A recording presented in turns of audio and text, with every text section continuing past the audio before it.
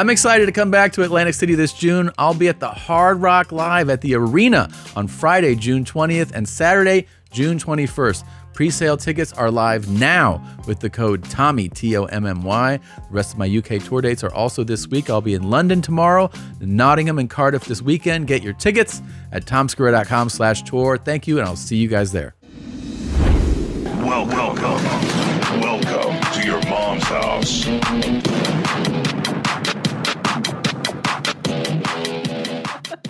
I mean, I really did first see you sitting at the stoop outside the Cat Club. That is the first time I saw you. And I really remember. You do remember that story. Oh, yeah. Of course I remember that. Yeah. You always say I look like a hooker, but I didn't really look like a hooker. It's not that you look like one. It's that I thought you were one.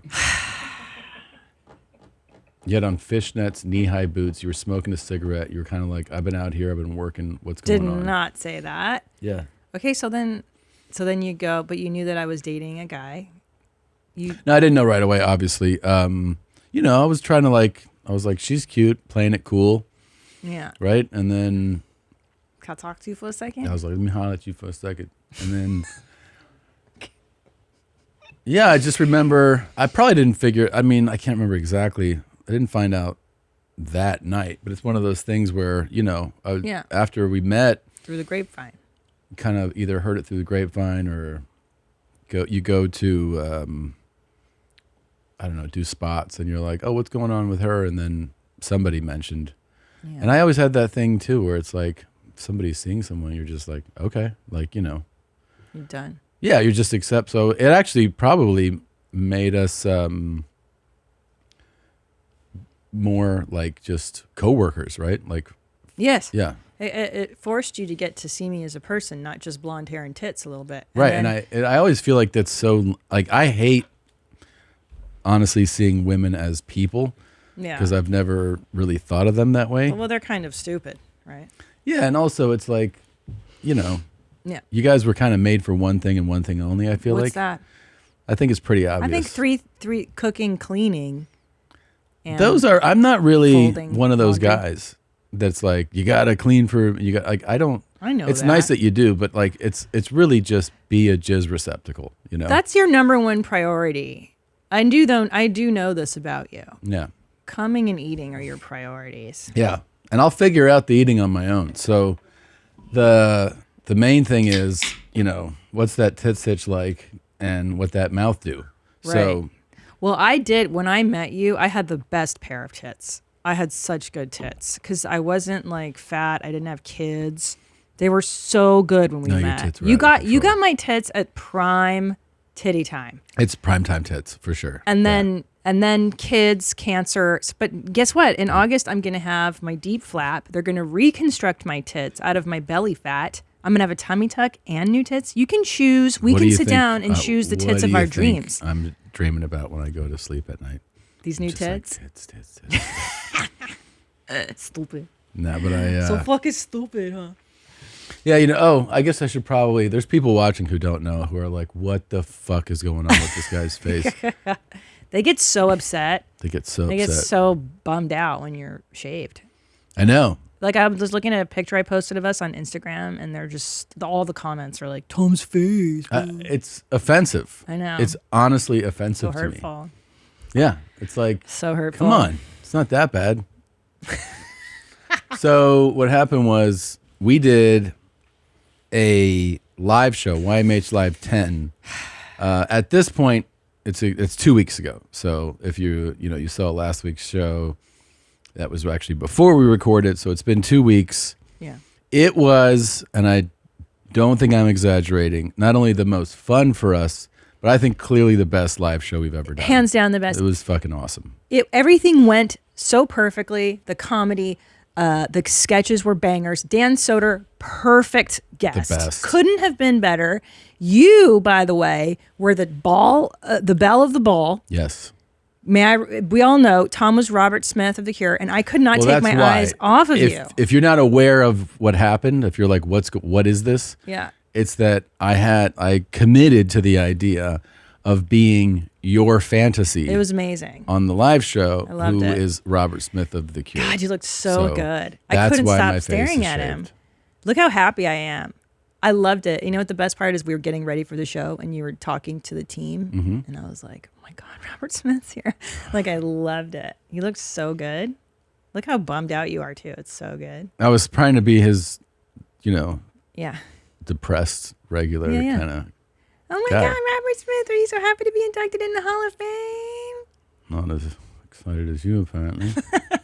So good. He said later that he felt bad about that. Did he? Yeah, he said that he didn't realize he was being video recorded, so he was just kind of like, he was like he felt bad that, that it was like seen as really shitty to her. Yeah. Yeah, he felt bad. Yeah, I think he's a decent dude. I've never heard anything bad about Robert Smith. Yeah. Never. He likes being a musician. They have a good band. I don't know anything about him. I do. I know a lot. He's been married to the same woman, Mary Poole, since they were like 20-something years old. Mm-hmm. They live in Sussex, or he's from Sussex. Oh, there we are. Tommy Scissorhands. Look at me. I love it. Yeah, well, we'll get into all this. It really was the best, dude. We've done 10 YMH Lives, which is also a huge accomplishment. Yeah. It really is. But it had been a while and really wanted to do another one because it's just so much fun. This one had like everything at a 10. And that's why, and I think for me, primarily the thing that makes it you go, this was so great, it's that the pre-recorded bits were such bangers. Like they really were. Charo with Alexis Fox on doing introducing the OnlyFans was amazing. Charo had no idea that the things that were there were the things that they were. And then I just can't say enough about it. The Tony John's dating my God. bachelor kind of show that we did, unbelievable. Well, you guys don't even realize how crazy that was filming it with him. I wish we could show the hours of footage of him being a lunatic. And then don't forget, live on the show, Alexis Fox. I know it's crazy. That was magical. That was a magical I mean, I feel like that's what like took it over the top. That was fucking insane. If that had not happened, I still think it was like just amazing, incredible, but that took it to a whole other level. That Alexis was watching, heard us talking to Tony Johns about his desire to enter the adult industry, and then she was like, "Yeah, I'll." She was like, "I'll do it." It was just insane, magical. And I broke my sobriety. I haven't had alcohol in 90 days. I had to drink during the heavy segment. That's how good that segment was. Oh, look at them. She loves Alexis. Oh yeah, who doesn't though? She's so sweet. Oh my God! Oh, the Whistler, Ralph the Whistler. He had multiple whistling bits, and then his off mic stuff, talking about storming the Capitol and there's nowhere to piss, and just like crazy conspiracy shit. It was unbelievable, dude. Yeah. And then of course his whistling is just that's phenomenal. There's nobody better. And then we played our short film for her. Yep. That people really responded to as a touching tribute to my father. Yep. And then Danielle Pineda was in that. Ryan Sickler was in that. Yeah. There she is. There she is. Gosh, she's so thoroughly talented. It's upsetting. When you make, so I've made multiple shorts. When you get real actors, like serious actors in something, it actually makes you realize like, oh, this is why in features, like when you go like, why are movie stars like paid so much? You're like, oh, they elevate the thing so much. Like our silly little idea just takes on a whole new thing when you have a really good actor in it. Well, she's got to say some absurd lines. Yeah. And deliver them commit. Sincerely. It's very hard. So it's a fine line she has to walk to make it believable and funny and everything. It's really, she's she can do it all. She's amazing. She's coming. She has a big movie coming out, I think, next month or this month. Yeah, it was just bangers, dude. The Accountant too. Yeah, Oh, she's going to be in The Accountant too. Just bangers. This YMH Live, you and I were buzzing for days after we recorded YMH Live. Yeah. I couldn't sleep that night. I was so jazzed about how it all went. Yeah. It was. Oh my God, and Soder was like perfect. Will Blunderfield did his thing. Duncan Trussell, our own Tanner in the Tanner. That's so good. There's Duncan and Tanner pissing together in a cup. God damn. Yeah, the Will Blunderfield thing was amazing. Everything. Oh, there we are watching Heavy. The Heavy. Not really watching the Heavy. Yeah, Dan. It got to him. He was like, oh, I'm fine. This is good. And then he was like, oh, God. We'll get to that. We'll get to those in a second. Why don't we open the show and then we'll get to our favorite so much to talk clips about. from that. Okay. Here you go. We were in bed, and I guess, I'll just be honest with you, I buried my face in her vagina. Okay. She didn't shave, and that's what I wanted. And I basically sucked this woman's pussy for an hour and a half. Okay. And I loved every fucking minute of it. Yeah. And her butt, I didn't let nothing go. Yeah. And of course, she did the same to me. And of course, I had a hard time getting hard. Who is Randy? Don't bring anyone mother into this. Welcome to your mom's house with Tom Segura. And Christina hilarious. welcome to your mom's house. No.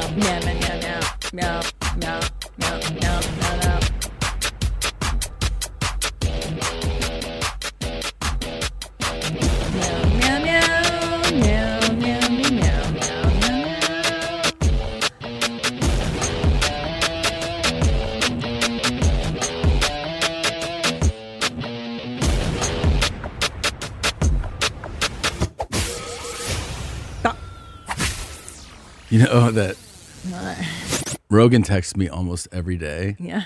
And there's no words. It's always just somebody dying. That's the best. That's real friendship. I by know. the way. We don't like sometimes we have back and forth Yeah. words, Yeah. but Seldom. 95% of the time it's links. I know. He and I have the same relationship. We send each other TikToks and various clips. Let's see what today's is. I'm He's- trying to see. Can I tell you something? Yeah. That's how I knew that Joe was thinking of me when I was sick. Can I talk to you for a Yeah. second? He would send me like all these cancer memes. It was really like cancer articles and stuff. He's very thoughtful. He's Yep. very sweet. And then he'd send me funny shit It's really like, of like, transitioning people. and it is the mark of a friendship. It is. Yeah. It is. He and I, we send each other, ridiculous shit. It's usually just somebody dying. Not with me. Yeah. Nobody sends me death. I'm into like the gender people, like pronoun people being Yeah. ridiculous. That's our jam. Our videos are usually either a street fight that ends up with head trauma, shootings, stabbings, war videos, trains hitting cars, people. Yeah. That's cool. Yeah, explosions. That's cool. Yeah, a lot of stuff like that. It's pretty. It's a real friendship. Real friendship. Real friendship. True Work is hell-bent on creating the most technical, high-performance workwear in the world. The True Work story begins in the Colorado mountains, where a trade worker knew there had to be a better solution than the wet, heavy gear that was weighing him down. True Work was born. Every True Work product is engineered for maximum comfort, protection, and efficiency with minimum bulk or extra weight. Denim and cotton canvas haven't changed much for over 200 years. True Work upgrades traditional classics by using the same fabrics worn by elite outdoor athletes. It's soft, stretchy, sweat-wicking soft shell work pants are a major upgrade over wet, heavy jeans. Wind and waterproof shells use intelligently placed insulation for streamlined warmth that lets you stay mobile and agile. In fact, our own Josh Zolo wears his True Work pants when we're shooting, and he says he loves the pockets. I couldn't agree more. Why don't they make everything like True Work pants with plenty of pockets? Upgrade to True Work for a major change in the way you work. True Work helps you be your best when your best matters most. Check out the full lineup and get 15% off your first order at truework.com/YMH. That's 15% off at TRUEWERK.com/YMH. When you think about businesses that are selling through the roof, like Gymshark or Mattel, sure, you think about a great product, a cool brand, and brilliant marketing. But an often overlooked secret is actually the businesses behind the business making, selling, and for shoppers buying. Simple. For millions of businesses, that business is Shopify. Nobody does selling better than Shopify, home of the #1 checkout on the planet. And the not so secret with Shop Pay that boosts conversions up to 50%, meaning way less carts going abandoned and more sales going. So if you're into growing your business, your commerce platform better be ready to sell wherever your customers are scrolling or strolling on the web, in your store, in their feed, and everywhere in between. Businesses that sell more sell on Shopify. Upgrade your business and get the same checkout Gymshark or Mattel uses. Sign up for your $1 per month trial period at shopify.com/momshouse, all lowercase. Go to shopify.com/momshouse to upgrade your selling today. Shopify.com/momshouse. Why does this man say, he's like, of course I couldn't get hard? It cuts off. That's it? We why don't I was know. like, oh, there's obviously more to this video. Yeah, explain yourself, sir. Yeah. Why of course? He seemed pretty jazzed. Was he he was- hard for an hour and a half? Sucked this before? woman's pussy for an hour and a half. Was he hard for too long, maybe? don't know. And I loved every fucking minute of it. There's more to this video. No. Yeah. Do we know where it is? Let me see if I can pull up the original thought. Okay. By the way, see how he decorates his apartment? This is how I decorated our Decorates. first house. Yeah, of course. Remember? This is how everyone's apartment looks when you're like out of college, except he's, 67. It's crazy. He's just got work shit and mail on a desk. Yeah. And This is then how I decorate, though. a couple boxes. Yeah, though I think he strums a guitar. That's pretty cool. Yeah. You should put something up there. Something up there. You need Something. artwork. It really helps the vibe. Okay, so here's Guys, buy my lipsticks before we move any further. Okay. I'd like to plug it. Robert Smith was wearing the perfect red on YMH Live 10 because it is indeed the most perfect shade. I'm wearing it today. I have Atomic Red, Madison, and Berlin. Buy them all. ChristinaP.com. This was the favorite thing that I always have said I love about the live show Yeah. is getting. My favorite thing about the heavy segment is not the heavy segment. It's watching people watch the heavy segment. Same. So whenever we play the heavy segment, we get these videos that get sent in of reactions of love people who are doing like watch parties and stuff.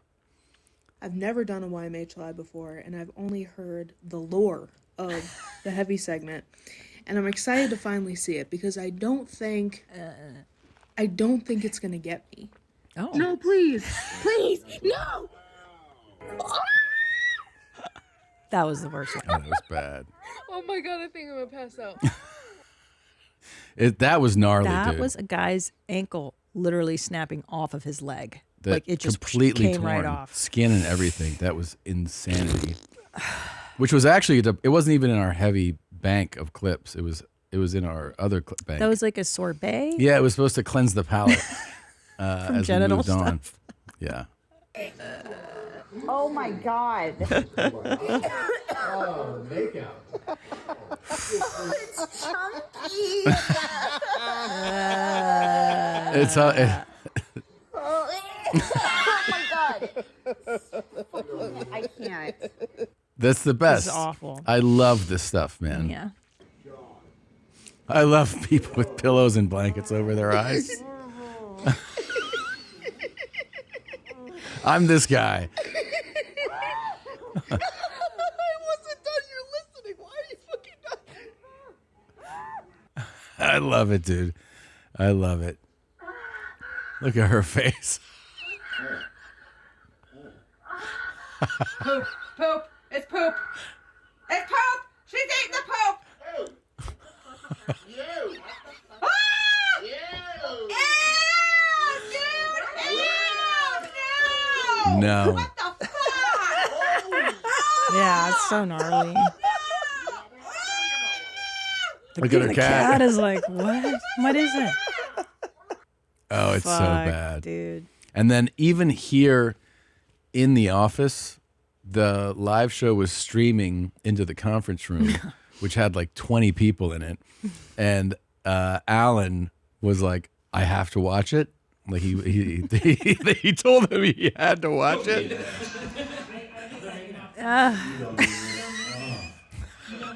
So upset. That's Alan in ad sales.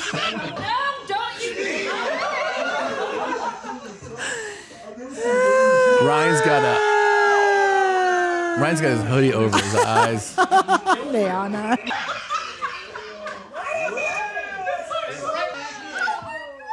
Chris Lars. Chris, everybody was just mortified. So much But that's the fun. I mean, how do you not have fun with that? Aren't you enjoying watching that? That's the best part. Yeah, I mean, look, the reason we do these live shows is because we can't play the good stuff on YouTube. They flag everything. And it's also to bring people together, bring communities together. How does that not make you want to have a watch party where you set up a camera and record your friends? It's the most fun. So anyway, huge thanks to all of you and also to the YMH staff, the crew for making that. You guys did an amazing job, each and every one of you. Thanks, man. Yeah, really. Super proud of Truly you. amazing work, kids. It was so good. And shout out to Connor Galvin, too, Heavy clips were who outstanding. worked with us writing stuff. Oh, yeah. What a great time. Oh, so babe, the clip is getting laid for the first time in almost 30 years. Oh, that's why. And that's why he Wow. was so. Okay. Now it makes sense why he was shit. Because I was like, why are you uploading this, bro? Getting laid for the first time? Okay. Vagina. She didn't shave, and that's what I wanted. And I basically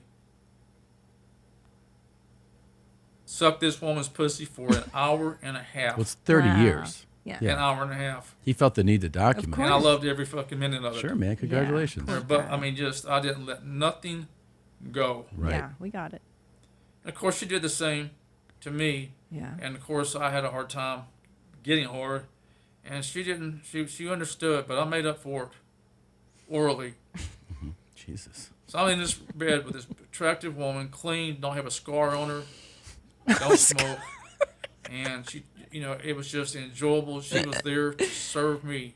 She came there and she said, I want to do everything that you want me to do.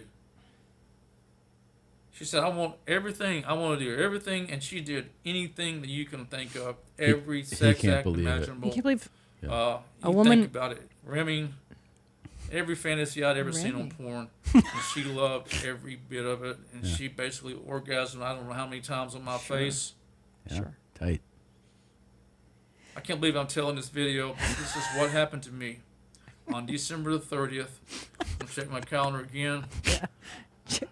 Day before New Year's. December the 30th was just 5 days ago, 5 nights ago. Oh, it's fresh in his Yeah. mind. And So straight faced though, no joy. we went at it He's for in an hour shock. and a half. Couldn't have intercourse because of my problem, erectile problem. Oh. But she was satisfied. I was satisfied. I mean, we laid in bed for a few minutes, and then she went to the restroom and came back. She started putting her clothes on, so I knew she was ready to go. I mean, she had driven, even though I drove the greater distance, I drove 85 miles, but she still says she had to drive an hour, which I don't understand because Alpharetta was supposed to only be 30 miles away. But she came an hour. Can you imagine a woman, a 54-year-old woman driving an hour to see me in a motel, to suck my you-know-what, and let me eat her pussy for an hour and a half. Like which I you did. already broke the you-know-what barrier, And I loved sir. every minute of it. And I was just as horny when she left as before she came, but I didn't care Yeah. that I was horny. I mean, in fact, I had met a woman who satisfied me. I mean, All right, I can't. I got it. I said like he's that got he AD. he the title of this, Getting Laid for the First Time in Almost 30 Years. Thoughts on Alan Roger Curry restarting my channel. So this is what motivated him to, I guess, get a channel up and going again. Well, he's got 701 subscribers. That's nothing to sneeze at. They're all eager to know. Love left me forever. Oy vey. Oh, shit. Quitting the Postal Service. Oh my God. This Okay. guy. But this still is more entertaining than anything on Oh, that was television. awesome. I mean, that was an amazing police wellness check. I like this. Ooh, Oh, fuck. fascinating. Clean anger. What the fuck is going on with this channel? Can we please do a dive on this guy at some point? Yeah, please It's flag too that. good. Make that somebody's mission. This could be please. the next cool guy on the It wall. could be. We It don't was know. very cool. I mean, the video itself was vintage cool. It was very cool. He shares this. I mean, I can't. You know what else is believe- cool that I haven't had the chance to share on this show? I saw this a while ago. I had never seen this clip. Well, they said I had to take a steamer. Hulk before I get out Hogan of here. is taking a shit. So I just unleashed a major toxic. Fuck yeah. Go for it, Hogan. I think the paint's starting to come off the walls. I don't know the story behind I don't this, know, but I like it's it. very cool. Yeah. I want to watch him shit. Taking a steamer. That's cool. Yeah, we don't have much info on it, Nah, unfortunately. you don't need much. I feel like I think we get it. I get it, yeah. It's just most people, sort of like the last guy, you don't have to upload this, right? No. Like, you can just take your heater, but you can make choices and keep stuff private. Going online without ExpressVPN is like leaving your kids with the nearest stranger while you go to the restroom. They're probably not a kidnapper or serial killer, but why would you ever take the risk? Connecting to unencrypted networks at cafes, hotels, or airports puts your data at risk. Hackers can easily steal passwords, bank logins, and credit card details, even with cheap tools. Stolen data sells for up to $1,000 on the dark web. ExpressVPN encrypts your connection, keeping your information secure from prying eyes. It's super easy to use. All you have to do is fire up the app, and with one click, you're protected. And for U.S. customers, ExpressVPN comes with Identity Defender, which is a new suite of tools that removes your data from data brokers, alerts you when your data appears on the dark web, and insures you against data theft for up to $1 million. We all use ExpressVPN here in Texas. I mean, why go unprotected online? It's just silly. Secure your online data today by visiting expressvpn.com/YMH. That's expressvpn.com/YMH to find out how you can get up to 4 extra months free. expressvpn.com/YMH. Hoops fans, the most exciting month in college basketball is here, with underdogs ready to fight their way to the top and established teams defending their titles. This is the time to lock in your picks with my partners at DraftKings. Right now, they are offering all new customers $200 in bonus bets instantly after betting just $5. Download the DraftKings app now, sign up using code MOM, and bet the unexpected. The crown is yours. Stay in on the action and use your $200 in bonus bets on DraftKings same-game parlays for a shot at an even bigger payout. Combine multiple bets together from the same game. If sports betting is not yet available in your state, don't worry. You can still join in on all the fun with DraftKings Pick 6 and have the shot to win cash prizes. Download the DraftKings Sportsbook app now. New customers use my promo code MOM and bet just $5 on any wager and get $200 in bonus bets instantly. That's promo code MOM only at DraftKings Sportsbook. Gambling problem? Call 1-800-GAMBLER. In New York, call 877-8-HOPE-NY or text HOPE-NY 467-369. In Connecticut, help is available for problem gambling. Call 888-789-7777 or visit ccpg.org. Please play responsibly. On behalf of Boot Hill Casino and Resort in Kansas, 21 and over. Age and eligibility varies by jurisdiction. Void in Ontario. New customers only. Bonus bets expire 168 hours after issuance. For additional terms and responsible gaming resources, see dkng.co/audio. Tom, I'd Yes. like to share something very important to me. And look, there's a few highlights in my career, I would say. Yes. Yes, getting on Netflix is pretty exciting as a stand-up Yes. comedian. Working on various television shows. I think the highlight of my career so far has been getting in the National Enquirer Yes. for the Garth Garth story, Brooks stuff. And I just want to shout out Daily Mail UK. You guys know I'm a huge Anglophile. Mm-hmm. Put out a post about a TikTok I did on Meghan Markle's new show. Is that in here? Do I have that or you have I it? am so excited.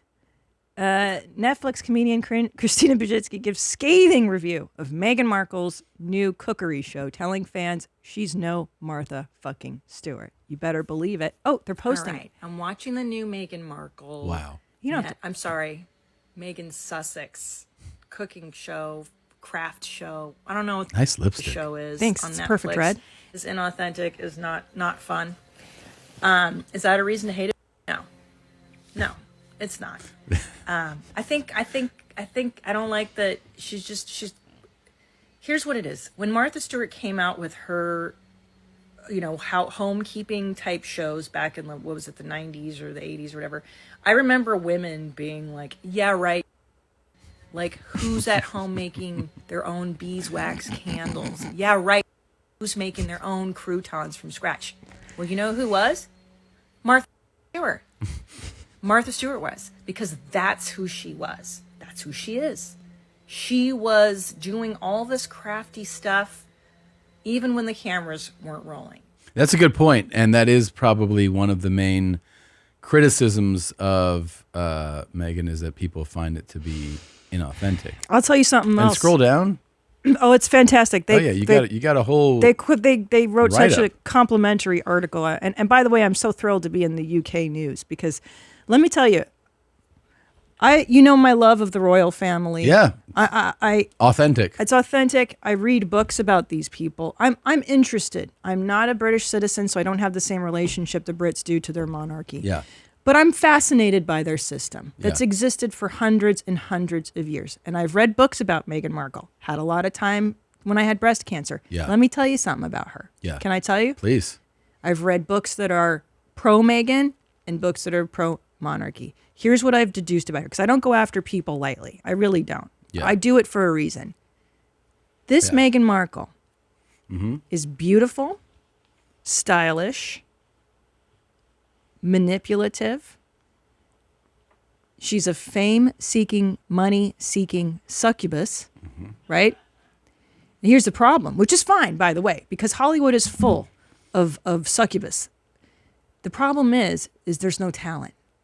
Yeah, You understand? that'll catch You up need to you. you need to do. There needs to be an exchange, and what she used was the royal family. She tried to take down an establishment that's long revered, long existing, and it's not cool. Now, you could say that in America there's talentless fucks like the Kardashians, right? Yeah. You know what they give?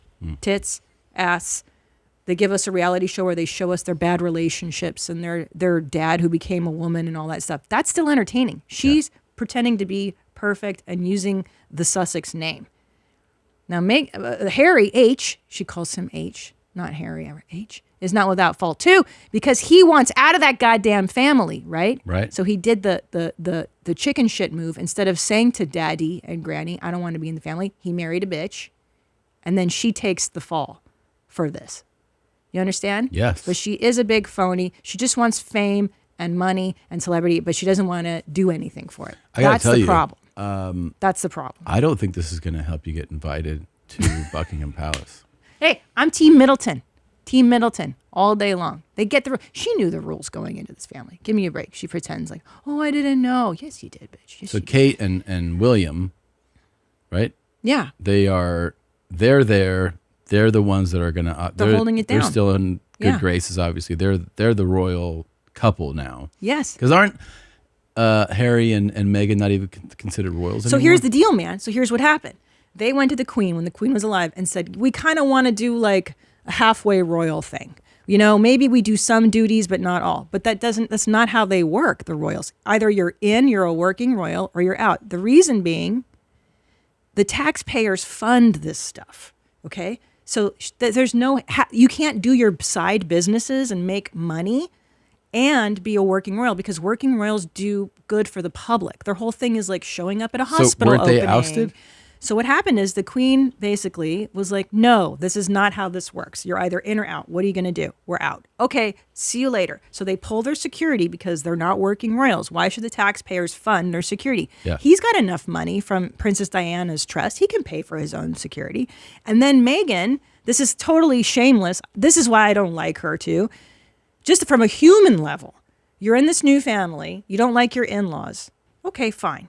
Don't go on Oprah Winfrey and say, oh, my in-laws are racist, they're bad people, everybody hates me, and do the sobbing story. You understand? Mm-hmm. She put them on blast to make herself a name. It's disgusting, and I think it's really gross. Well, I don't think it worked either. Most people don't feel like they like her more. No sympathy for her, because she was claiming racism when she was, the tabloids are racist. It's like, I don't see that. The Queen wanted her. They even fast-tracked her getting married in Westminster Abbey because they liked her. Revoked the security. They revoke titles too, aren't they? So that's the thing. So I think I'm not sure about the title business because I thought they would. Can you see that? Can you look? So she says, she's talking to the Mindy title still Kaling, remains? and she goes, I'm Meghan Sussex. You know I'm Meghan Sussex. So she gets to keep the title, I'm guessing.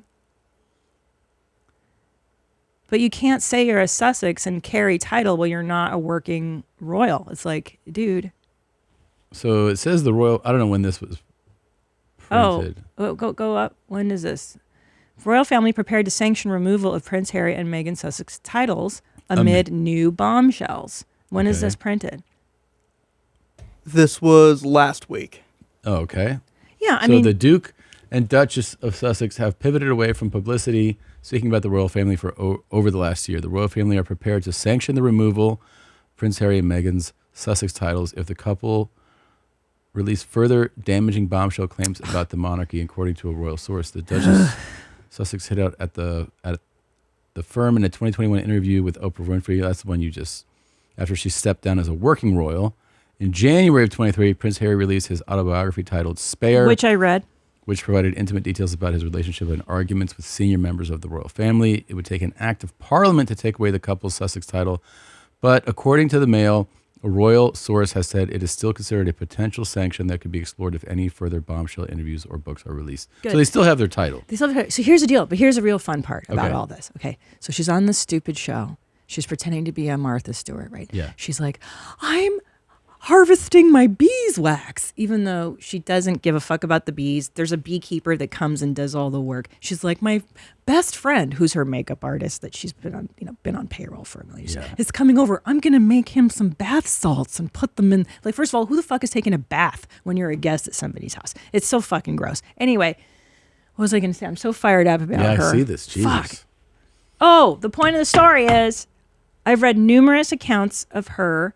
And it says that she is not a good employer, that she's very nasty, very mean. And do you know that the people who work in the palace in Buckingham, they basically do it as volunteers. You don't get paid anything to work for the royal family. You do it. Nobody does? Not really. Like, I think they get a tiny amount of money, but what they do get is, I don't know, tiaras or hand-me-down stuff. Very cold and withholding to staffers, created a really awful workplace. People have quit working for her. Do you guys feel the same way about us? No. No, never. Of course not. Never. Can I tell you the show I'd want to watch? How she can fix this? You're our Meghan. How do you feel? You said I'm your Meghan. Is that what you said? That's fucking crazy. I fucking missed that. I'm your Meghan. Do you feel like this is a cold and we're withholding? I'm not gonna lie. This entire topic is super white people shit. I'm not following whatsoever. Okay. Can I tell you what the show is? I'm with you. Please, I'm fired up. Keep Can I going. tell you what the show is? Yes. She's a bitch. This is the problem with Meghan Markle. She's not a nice girl. She's a bitch. I want to see the show where she's yelling at her gardener for trimming the hedges incorrectly. Yeah. I want to see the show where she's talking shit with her fake ass friends in Montecito about whatever. I want to see the show where she's crying in Harry's lap, like, why do they hate me? The press, everybody hates me. You know, that's the Meghan Markle I want to see. This Not is like this. I know. This is bullshit. This is like It's bullshit. Why people sometimes just hate somebody that marries into a family. It's like she then But then doesn't take the responsibilities of said family. I know, but She's shitting all brings over. with them the entitlement of somebody that you would think would have to be born into the family. You know what I mean? Like you just joined it and then you're acting and you're shitting like, on an establishment that's existed Crazy. for hundreds of years, and you're not even English. You're not British. Don't forget, no right. I don't think it's going to happen anymore because of how outspoken you are, but we did have an agreement that if we were to meet the royals, obviously I don't think we're going to meet Meghan and Harry, Not but if we them, met, I don't care. if we met William and Kate, Yeah. that we have an agreement that if I am introduced to Prince William, Yep. that I would tip my hat and go, "Hello, governor." Yes. And then This is where Hello Governor came from a year ago. We were in Yes. London, and I said, one day you're going to meet William and Kate. We're going to be invited. Mhm. Maybe he's a comedy fan, and you Sure. have to say it. You have to do that. Look, I think they know. She's right. She's Isn't a right. she? I'm Team Middleton. I'm Team William and Kate. Mm-hmm. Thank you. They seem like a Invite me nice to the couple. palace. They are nice. Like, you know why? Can I tell you what I respect about them and the Queen? They respected the post. They respected the title. They respected the job of what they have to do. It's not an easy job. to uphold these values. He's got an old man spirit too, because he embraces the horseshoe bald look, which is really crazy. That's usually men that are honestly boomers, you know, like a much older man goes, I'll rock the horseshoe. So for him to do it, he's like 40 something. Here's the deal, man, is that Crazy. there's hairdos they're allowed to have. So this might be in the royal protocol or whatever. That's insane. There's certain haircuts, and no, it's true. You can't have certain hairdos. You can't. He do can't certain clip things. the sides. He may not be able to, because I don't think there's ever been like a bald. I don't know. I know that there's limitations on the women, like what kind of hairstyles they can have and such. You don't see this. It's not an easy gig. You don't see this with men like our age. The horseshoe. You don't. It's really like the previous generation. Okay. Traditionally, within the British royal family, the prince is expected to maintain a neat, short haircut, typically considered military style, with minimal styling, and is generally expected to be clean-shaven, meaning no beard or mustache. Although there have been exceptions, like Prince Harry. I'm sorry, H.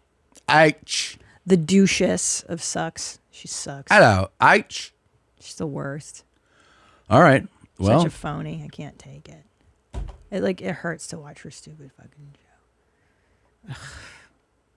pretty cool. I just had to say my piece. You got it out there. Look how cute William was. Yeah. Oh, so that's what he looked like, bald. Looks good. He looks handsome. It looks better. He's got a great face. Yeah. Handsome. Growing out the sides is fucking insane. You know, there's a rumor that Prince Harry is actually the son of someone that Diana had an affair with. That's and if you awesome. look at the pictures, you're Yeah. like, yeah, that's fucking, that holds He up. definitely doesn't look like his brother. They don't Not look the same. not a lick. Mm-mm. Doesn't look at all. I mean, that's Charles and Diana. But you look at the other boy, Harry. Yeah. The spare. I mean, look at that. Yeah. That's the dude. Look at him. And he's got the polo helmet on or whatever. I like that this is on. Prince Harry was fathered. Like it just says it like it's a statement. I know. Yeah. They vehemently deny that claim. Of course. Like, obviously, but come on. Of course. It's possible. Anything's possible. Well, I'm glad we Diana. got that out of the way. You can take this down.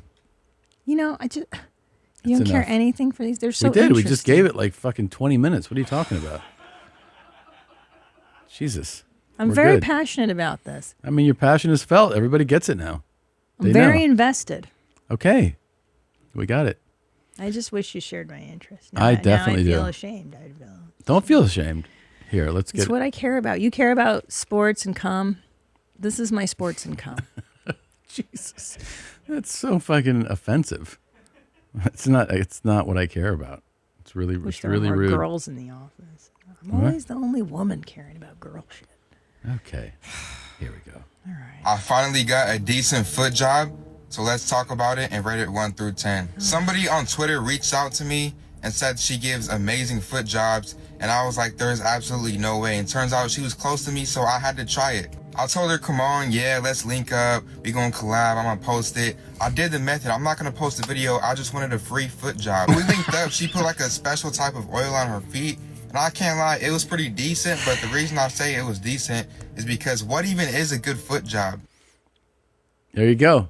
More dick stuff. Cool. From Prince Harry and Prince Charles Yeah, to a foot job review. He's doing more reviews. The best is that he told her he was going to upload it. Like, I guess, as like, yeah, I'll share it with people. And then he was like, no, of course I'm not going to do that. so he was like, that's crazy. To share the actual foot He was jobs. going to share it. I guess she wanted it shared. And then Oh. he was like, no, I'm not doing that. Well, there's boundaries. Well, he tricked her. Got That's limits. that's what I'm saying. He tricked her. You know what I mean? Have you ever had a foot job before? He's going up to What? this guy's A foot crazy. job? I mean a foot massage? Like a foot job? How do you even know if a foot job is a good one? Like, what are you supposed to compare it to? She couldn't make me finish. I don't think I would ever finish from feet, honestly. She was kind of mad that I wanted the buns. But it's like, what do you expect? You come over here and expect to just give me feet? So yeah, I would give this experience like a 6 out of 10. It's probably my last time trying this. She is expecting me to post it and tag her to give her a little bit of clout. But I'm not gonna lie, bro. I'm not gonna post that shit. What the fuck I look like posting me getting a foot job for? I don't care about digital footprint, but I don't want my future kids to see me getting a fucking foot job. Well, what about this video? I know. This dude's the best. We gotta link up with him at some point too. Maybe we should have him do official reviews. We see the places in Austin. Yeah, we got to get more out of him. Jeez. This guy too. Kanye was all in the news because was selling his swastika T-shirts. Yeah, I saw that. But then there's another level you can go to, which is what this guy did. Swastika tat on the chest, and he's Asian. That is interesting. That is interesting. Drugs are powerful, man. They'll just do things that you would never think possible. Like he actually went to a shop and was like, right here, if you could. That's wild, but I'm surprised the shop did it. Usually they have limits. You can find people. You can find people in the tattoo world that will go for Depending on the state, I guess. Sure. You could be like, hey, how about right here? I watched the Charlie Manson doc. Yes, I know.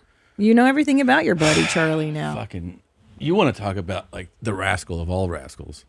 It's Charles Manson. I mean, it's really. I'm reading that book, Chaos. That's what the doc is called. That makes sense. Because remember last night? The guy that's in it is the author. Is the author. Okay. Yeah. That's why that makes sense, the CIA connection. Yeah, that's Tom O'Neill's the guy that's like kind of they interview throughout. Yeah. It's really good. Yes. And basically, if you like, conspiracy theories and like, there's got to be a motivation. What's the story behind the story?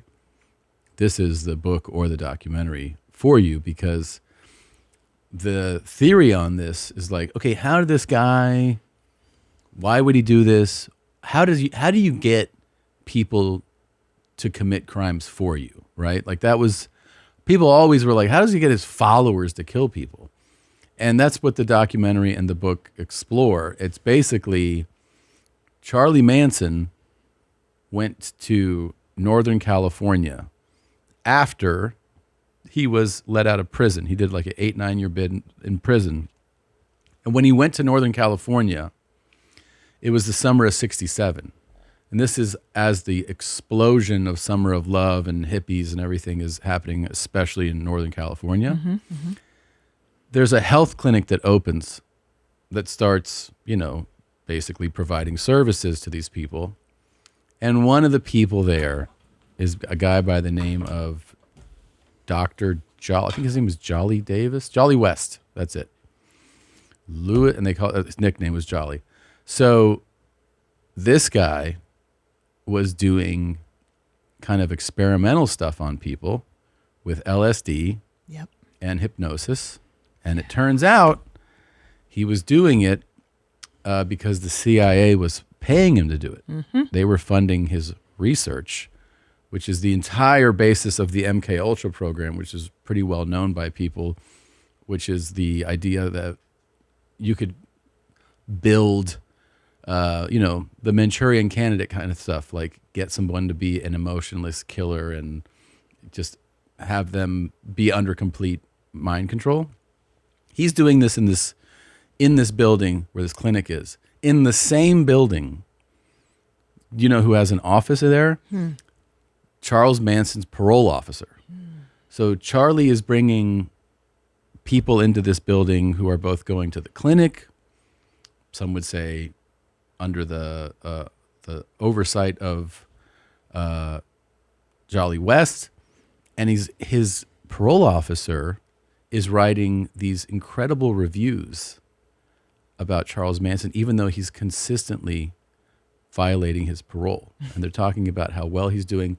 So it's almost as if the parole officer is doing this for another reason. Like, why is he writing that Charlie is doing so well and improving when he's clearly in violation of his parole all the time?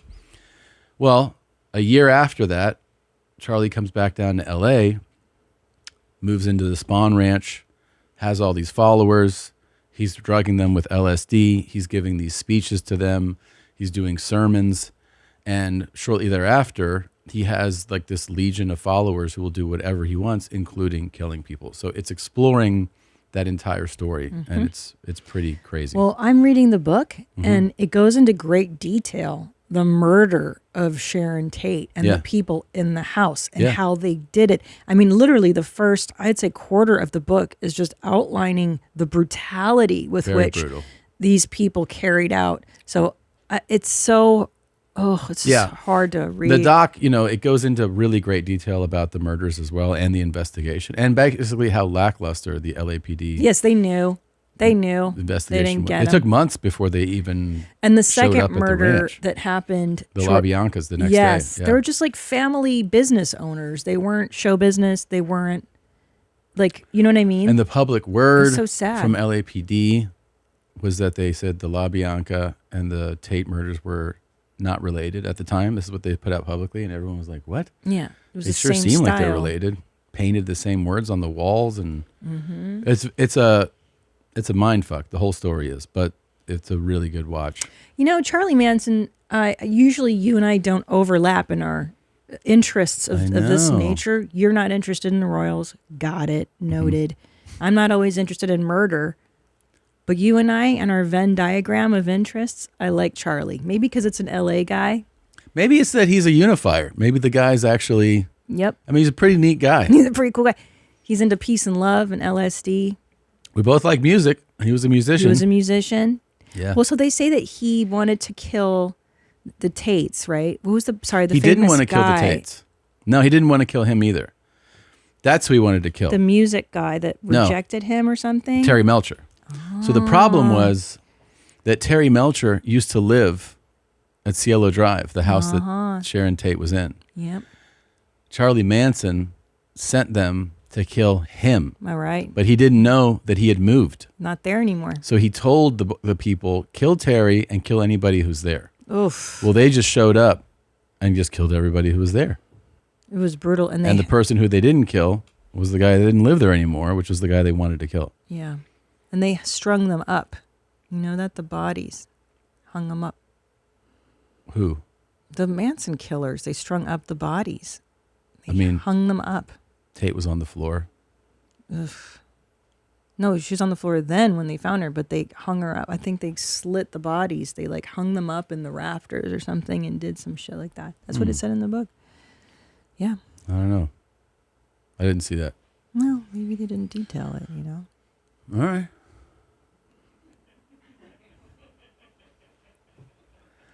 This is the part I anyway. remember. Okay.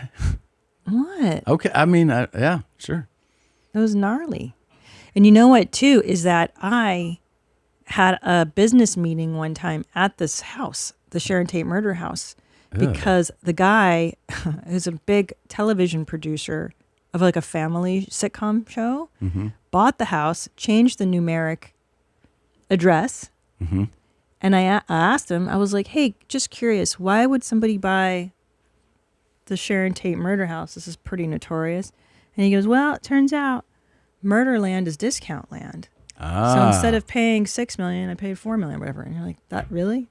Personally, I don't think I could live in that house, right? I mean, that land. Oof. I mean, you probably wouldn't want to, right? Like, it's kind of bad vibes. That's the house. It's a beautiful home. Yeah. It was really nice, but like, man, that was a weird one. That's the house now. That's the house you went Yeah, to. that's the house I went to. We had lunch. There was a butler that served us lunch. So weird. Very weird. It was super weird, dude. I was like, I don't know if I could work with this dude. Yeah. But I had to go to the meeting because I'm like, it's at the fucking Tate murder house. And his big thing was like, this is discounted land. Yeah, he liked that there was a discount from the murders. It's wild, right? Yeah. He said it so nonchalantly too, like, oh, I mean, it's cheap. Like, spoken like a true Hollywood guy. Yeah, that's a good producer right there. I was like, I will get this movie made. All right, let's take a quick break, and then we'll be right back. Hey, come on with it. Hey. Welcome back, and we are back with a very special guest. The last time we saw him, he was here just railing against the less fortunate who use washcloths, and today he's here to talk about so much more. You know him from Shark Tank. You know him as the owner of the Dallas Mavericks, and we're going to get into costplusdrugs.com. It's Mark Cuban, everybody. Hey, what? Thank you for coming. Thanks for having me. Hey, any place that's got vodka on the table. Hey, when you sit man. down At 11, 10 in the morning, whatever it is, yeah. Would you like a glass with some ice? No, fuck okay. no. No? Are you a drinker? Depends on the moment. Yeah, I don't drink as much as I used to, but Yeah. I'll find a reason to. Yeah, it's fun. I don't like to do it all the time, but this is ours. So this is like this. When then you got to do it all the we time. got to do it. Yeah. But I mean, you lead know, by example, right? I try to. I try my best. Try to do it in the AM, kind of power through the day. But Right? Yeah, man. But I don't have a problem. No, that's nice. No, not at all. Look, man, I remember watching something once. It was an interview you were doing, where you said, everybody who stops me on the street wants to talk about Shark Tank, and I just want to talk about basketball. Right. So let me lead. Oh, great. by Now saying, you want to talk about basketball. what the fuck happened, man? I have no idea. Wait, is that for real? No, I'm lying. But like, it's beyond. If I had any influence, yeah. But so just to lay things out for people who might not know, because literally the last time I saw you, I think it was about fresh news that you had sold your majority shares in the Mavericks, Mavs, yeah. and you're like, it's a great situation where I sold the team, but I still have operational control. Basketball, yeah, that was the mission. But what part of basketball do you control, and what do you not? I don't control? anymore, and, So, and I haven't for a while. so you relinquished They all of it. I didn't relinquish. They kind of muscled it out of you. Yeah, I wouldn't say muscle, but the majority owner, Patrick Dumont, decided that he was comfortable with Nico Harrison, the general manager, and the team he had put together, which is his choice. His choice. I mean, and you can't totally argue with him because we went to the finals. Yes.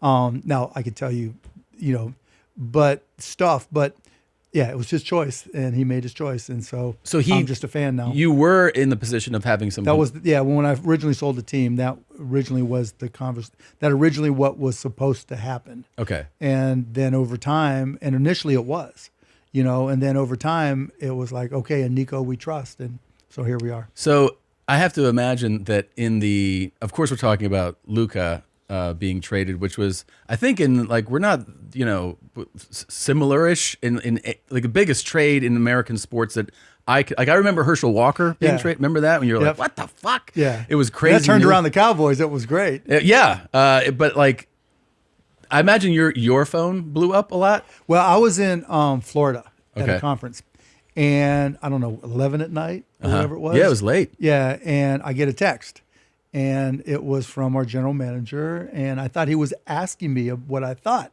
and then I realized very quickly he was telling me what happened, and I told him I didn't agree with it, and and various reasons, but it wasn't my decision to make.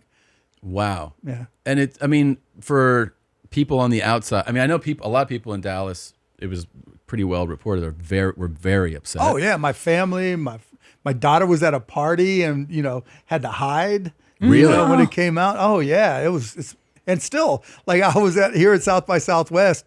I was at the premiere of The Accountant 2, great movie by the way, and somebody started yelling, "Fire Nico!"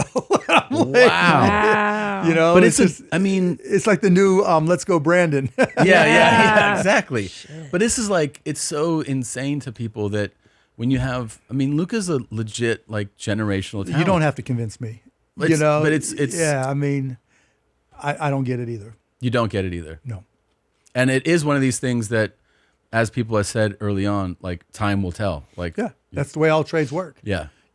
Look, 2004, I let Steve Nash walk, and he won 2 MVPs the next 2 years. But the good news was he beat us in the playoffs the first year after he left, and then we made it to the finals and won a championship. So it kind of covered all that. Is it hard being in that position to go, this guy, you like the guy, you go, this is a skilled guy, but you have to look at a team's needs? And yeah, it is, right? Because you develop personal relationships, with them.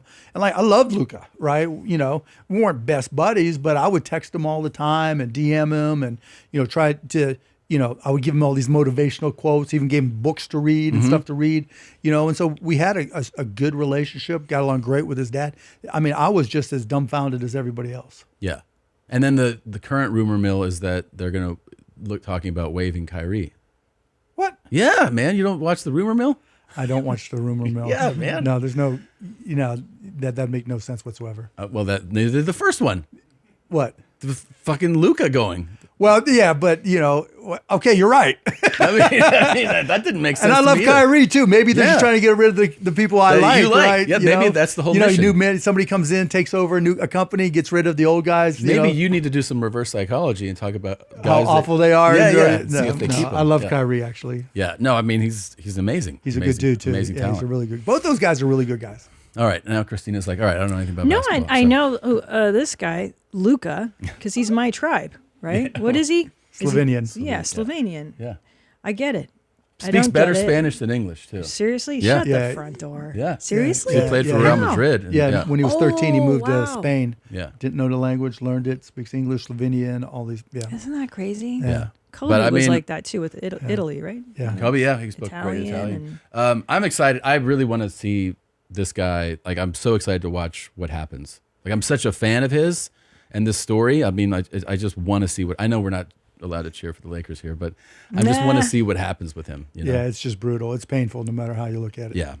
So all right. It's like talking about it's just, like a pet dying. Mark. Yeah. I know, I'm in mourning kind of still. I understand. Hopefully. But they paid me to buy the circus. And so, That's true. I just look at my bank account and feel better. There you go. Yeah. That's what I'm talking about, dude. Hell yeah. Let's talk about money. Yeah, let's talk about rich guy stuff. Yeah. Well, no, it just is what it is, right? I sold for a reason, and, nothing more I can say about that. I mean, yeah, is what it is. Can we ask you a rich guy question, though? Sure. So it's better than being asked poor guy questions, because I used to get asked those too. Yeah, true, right? Oh, nothing worse than being poor. Oof. Yeah, I've been there. We've been there too. Is there any secret rich guy stuff that people should? What I mean is, everybody knows about bigger homes, planes, boats. Like, that's like the accessible stuff. But I think the exciting thing is to learn that there's some secret shit you don't know. Oh, there is. Yeah. Huh? Like, it makes ugly people handsome and pretty. That too. Right? Yeah. Meaning No, I know what you meant. No. Jamie Foxx said it great. He goes, "There's a fame mist. Once you become famous, people like you a lot more." No, it's the same true. with money. Yeah. Yeah. I mean, they go hand in hand for the most part. Maybe the level of fame isn't the same, but I mean, people, when you're on these lists and everything, people know who you are, right? And they treat you differently, and that's probably the hardest part, and that's why I can go places and like, hey, that's Mark, da da da da da. Yeah. You lose your anonymity for better or worse. Right. But then you also develop some skill for reading whether somebody authentically kind of. No, because I'm not looking for new friends, really. So you're just because new friends. my friends are my high school buddies, my college buddies, my rugby teammates. The people, my roommates from Dallas when I moved to Dallas, all the same people. Guys I played basketball. I mean, I've been around long enough that I've got you have your friends. core group of friends. And plus, I've got 3 kids, 15, 18, and 21, and that's kind of all your focus and your mental focus, your emotional focus, and everything. So. Yeah. That's true, because you are from Pittsburgh. You grew up working class. Yep. So you grew up hustling. I remember I read this thing that when there was a newspaper strike. Yeah, it's funny. Someone else just asked me about that, an hour ago. Tell the story. I want to hear that. So in Pittsburgh, it was the Pittsburgh Post-Gazette and the Pittsburgh Press were the papers. And if I remember right, they were both printed the same place. So they went on strike.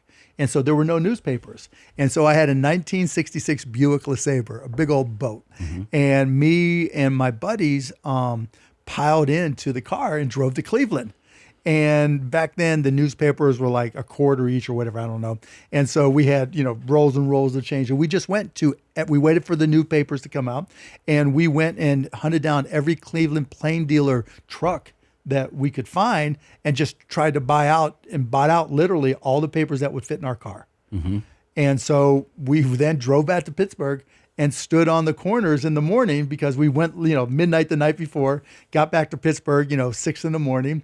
And I remember standing downtown, papers for sale. And instead of it being a quarter, they were $1 each, and people would tip us just because everybody got all their news from the newspaper back then. Wow. And how old were you? 16. Wow. So this entrepreneurial spirit is just in somebody, right? Yeah. For me, it's been since I was 9, 10 years old. I wonder, because you mentioned that like you have 3 kids that are like 15, 18, 20. 21. And there's got to be a thing when your dad is super successful and it's also super public, Like, how do you deal with like a kid being like, it's hard. What am I going to do? Right? Yeah, like, it's hard, right? And you try to just let them be themselves. And I try not to say you've got to go in this direction or that direction. Like I was talking to one of my kids about college the other day, and it's like, you don't have to know what you're going to be when you grow up. You know, even put aside, our financial situation. I don't think any kid should be under the pressure at 18 or 22 when they graduate from college to know exactly what they're going to do. Yeah. And So everything's hard. changing so rapidly from technology perspective, just the world in general. So just, be curious. That's what I try to get them to do. Right. Be curious so that you always want to learn something, figure things out. The more knowledge you have, the more, not power, but the more capabilities you have and the more options are available to you. And so I try to, my wife and I try to really let them be themselves. Yeah. And there are times though, which I hate, where my kids are like, no, we don't want you there, Dad. Like there are times like both of my younger kids play basketball. And they know if I go to a basketball game, there's, the other team will come up and take pictures and this and that. And it's just like, so I'll come up late. That's tough. Yeah, that's tough. I hate it. Yeah. Or no, we don't want you there, Dad, because it'll make a scene for whatever reason. And like, that's brutal. Brutal. That is brutal. But at the same time, I understand it. Yeah. Now, most of the time, I still show up. Yeah. Just come in the back side. door or whatever. Yeah. But it sounds like it just sounds like you're so grounded, but how? You're like this crazy billionaire. I mean, You're not because crazy. it's crazy. Not crazy, but like Yeah. crazy amount of money, I'm saying. No, it And is an insane amount of money. That changes people. Like we've seen it in our business. People can go nutty because the bar gets raised on reality. You know what I mean? Like Not really. But you I can mean, choose to. I think the thing is that money allows you to have the choice. Yeah, no question. Like I've been in situations where, I've been out and my credit card got taken, Yeah. I've come home and the lights are off and all that stuff, right? Hole in my floorboard in my car, all the stories of when you're broke. Yeah. But my attitude's always been, if you were happy when you were poor, Yeah. Yes. you're going to be happy when you're rich. Yeah, the sure. If you were truth. miserable when you were That's the poor, truth. Yeah. you're going to be miserable when you're rich. 100%. Miserable people just stay miserable no matter Yep. what the True. circumstances. And like I tried to be a fun guy, enjoy my life when I was broke. I didn't, I was sleeping on the floor, five roommates in a 3-bedroom apartment and had a blast. Yeah. And I always felt like when it's weird when you first make money, it's like, okay, what am I going to buy? So I bought a plane, and Fuck yes, dude. fuck yeah, that's right. Yeah. Yeah. Just give us a good, can you, first of all, be a bro and just kind of talk about how it wouldn't be a poor idea for me to invest in an aircraft? I think it's brilliant. That's what I'm talking about. Right, Here's the Chris? thing. I'm going to clip. This is what we're going to do. I'm going to clip this that? out and I'm going to send it to my business manager. Let's start from the beginning. Mark, do you think I should get a plane? How could you not? Of course. Like, how Brilliant. about I the love the time idea. that I save? The time that you save I'm going to gigs is and- money in the bank because you Thank are an you. earner. You are an entrepreneur. You create wealth. And the more time you have, That's what's up. the more money you'll make for your business partners. Shit, I think I You gotta are doing do it not this. for yourself because you are not selfish like that. You are doing it for them. You need a plane, not because you need a plane, because you care so much for their future. Ooh, I like that. That you are going to help them grow their net worth. And you are going to because most people Yeah. wouldn't buy the plane. Right. Most people might just stay at home, put on a Netflix show, Yeah. work out, whatever. But not you. I'm out there grinding. You're man. grinding because Yeah. you are a grinder. And with a plane, grind even your harder. grindability is multiplied. That's what's up. And then your wife can take that plane wherever she wants. With Oh, her hell no. friends, That too. ruins all No, that. no, no. Josh, you know where to clip it, and then Yes, send you to got me. it. I got to go to LA for the day. Right? Yeah.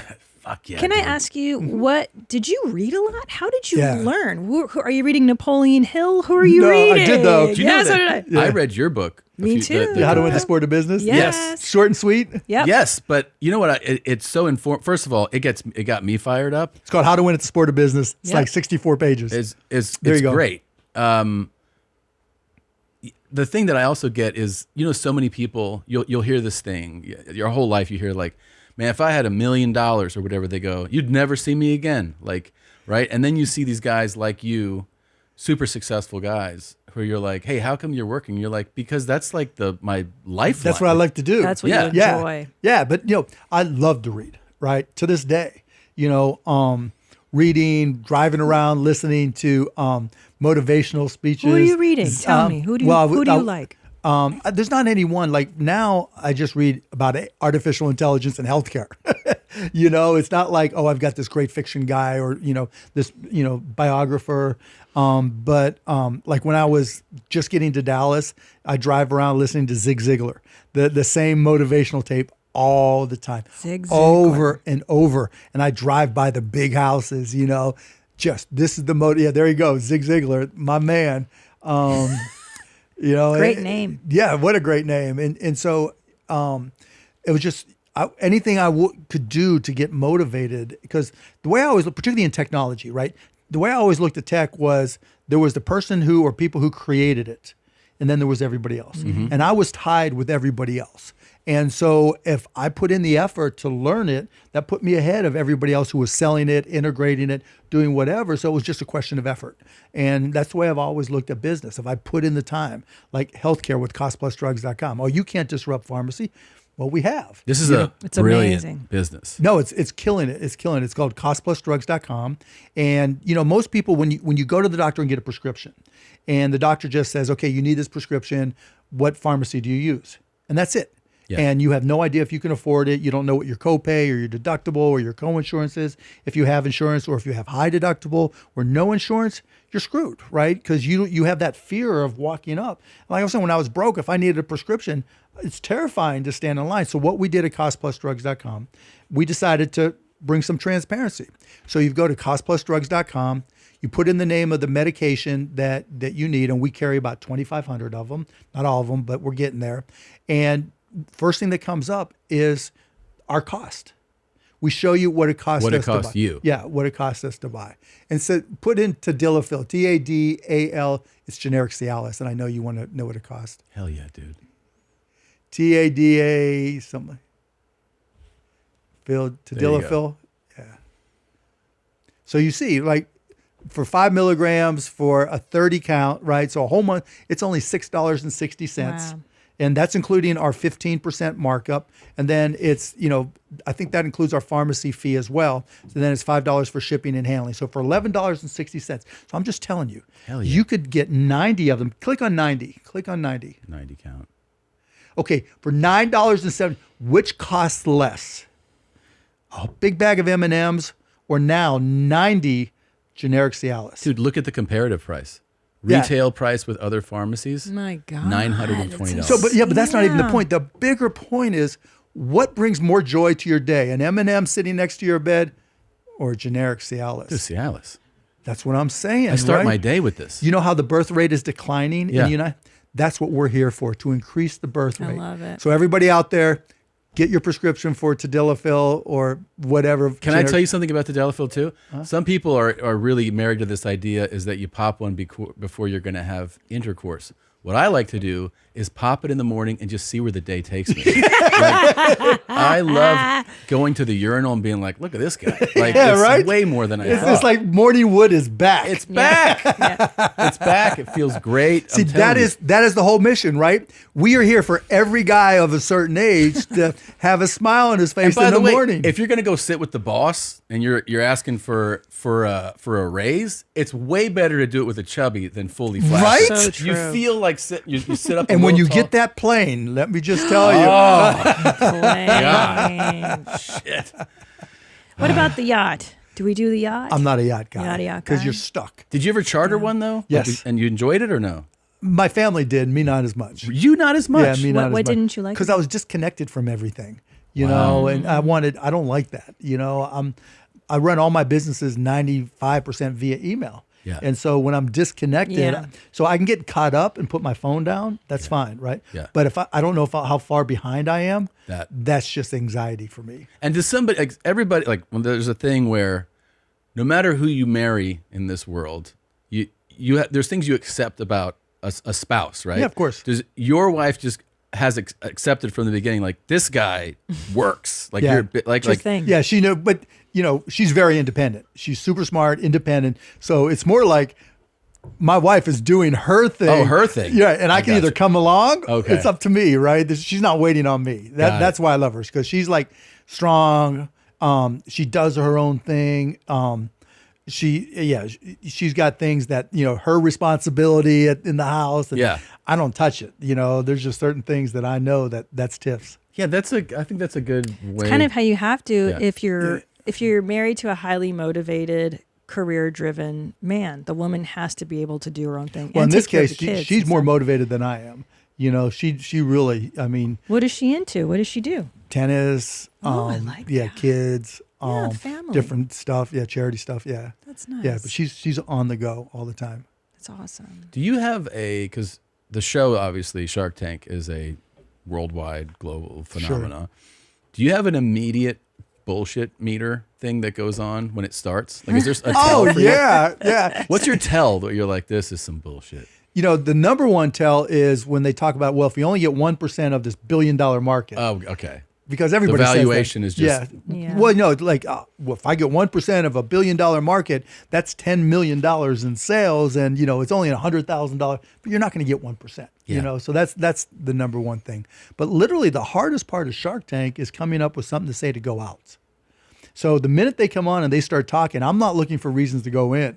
I'm looking for reasons to go out. And because I've done too many deals, but then sometimes it'll just be like, no, I got to do this deal. So really, yeah. And just everything lines up for you. Not everything, but I end up selling myself. It's like, okay, they're not good at A, B, or C, but I'm really good at A, B, and C. So if we combine forces, and I'm wrong probably half the time, but it is what it is. Yeah, I've got, Well, that's interesting. You're wrong half the time. Yep. Do you think that accepting failure is part of why you're so successful too? Like, do you just got move to. on? Yeah, you got to, right? Because if you're not failing, you're not trying. I mean, it's cliche-ish, but it's true. Mm-hmm. You've got to dive in and try things and see what happens, and that's okay if it doesn't work. Because especially in investing, you want your wins to cover all your failures. Sure. Like down here in Austin, I'm going to see the guys from Beatbox Beverages. Mm-hmm. They were a Shark Tank company, and they're just crushing it.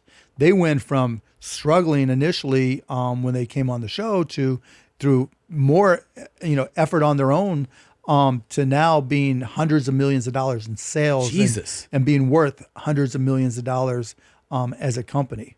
So That's awesome. And that's a Shark Tank. yeah, like Dude Wipes. Bring up Dude Wipes. Same Oh, thing. yeah. Yeah, Dude Wipes is a major brand now. Everybody Great. knows what Dude Wipes is. Their marketing and Wait, was everything. that was a Shark Tank deal. No way. Yeah, I'm the only investor that they've ever had is Brian and Sean and crew. And like I gave them, I forget, maybe $200,000 for 15% or something like that. And they're worth, hundreds of, probably $500 million. Wow. Yeah. So is that your biggest success? Is that the biggest one? Those two are the biggest. Another one, Mush Oats, is crushing it. Dude Wipes are everywhere, man. Yeah. Everywhere. These guys are brilliant marketers, both of them. We have Dude Wipes here. we do. Yes. Yes. I knew I liked you guys. Yeah. Now we just got to get you some beatbox. But Yeah, we'll get some beatbox in here. But yeah. Would so- you be interested, and then I don't know if you're willing to take risks in funding a porn shoot between a modest Walmart worker and a world famous porn star to make a dream come true? Have you gotten in that business yet? No. Okay. All right. No. Fair enough. He's looking for a way out. He was looking for an out. What on Shark Tank? What is the dumbest pitch you've ever? His brain right now is Yeah, just it's shifting. lit So up. many. So many. Like there was one that came on years ago called Taillights.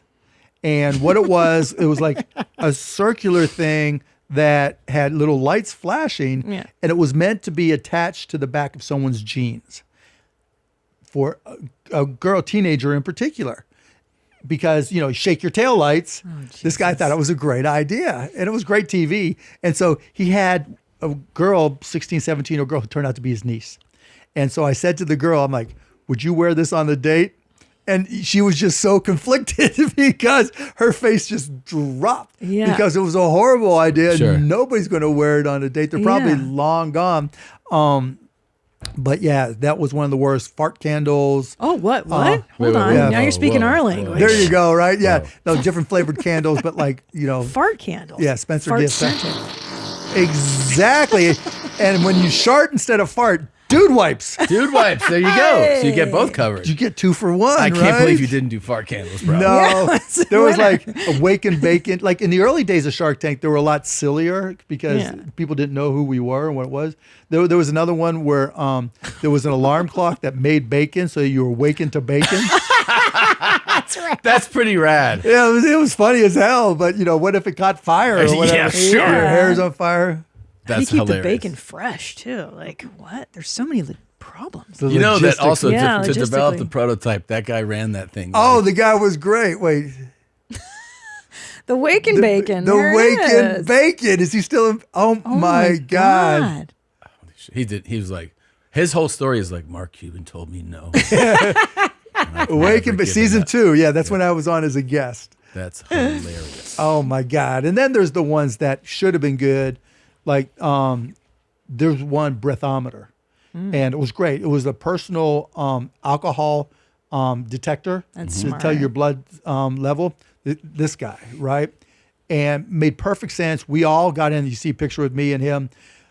I started looking at his Instagram feed right after we gave him the money. We gave him a lot of money. And he's on this island, at this party, and this party. And I'm like, dude, right? What are you doing? What are you doing? You're supposed to, I'm marketing. Whole thing crashed and burned. Yeah, and it had other problems. But it was such a great idea and it just didn't make it. Yeah, and also you can also see the ones too where I've seen ones where you guys are super competitive, like you guys are really wanting it. Yeah. And then the person just talks themselves out of any deal, but also doesn't then take the business into something. Like sometimes people go, I'm just actually not going to do this deal with you guys. Right. And they're able to have their business still succeed. Right. But the ones who kind of self-implode after it, that's a bummer to watch. No, I mean, and it happens, right? Because there's people that, and in life too, off the Shark Tank, you oversell, and there's times that we'll say to them, just shut up. Yeah. You have our interest, and the more you talk, the worse it gets. Yes. You're talking yourself out of This a is deal. like a guy trying to get laid. Right? God damn, yeah. Say anything, Man, right? it's like, just shut up. Shut up. Well, they don't want to give away equity. That's always the thing. You're talking about the guy trying to get laid? No. I'm still working on that. There's bro. a new angle, right? Yeah, There's a new angle. Yeah. They never want to give anything to get stuff. Well, no, and with that's you also guys. a tell, That's right? annoying, yeah. So when a company comes in and they want $500,000 for 2%, Yeah. they know how the game is played. Yeah. And what's worse is like they practice their pitches over and over and over again with the Oh, producers yeah. because it's hard to come on knowing you're on national television Sure. and millions of people are going to be watching. So they practice it.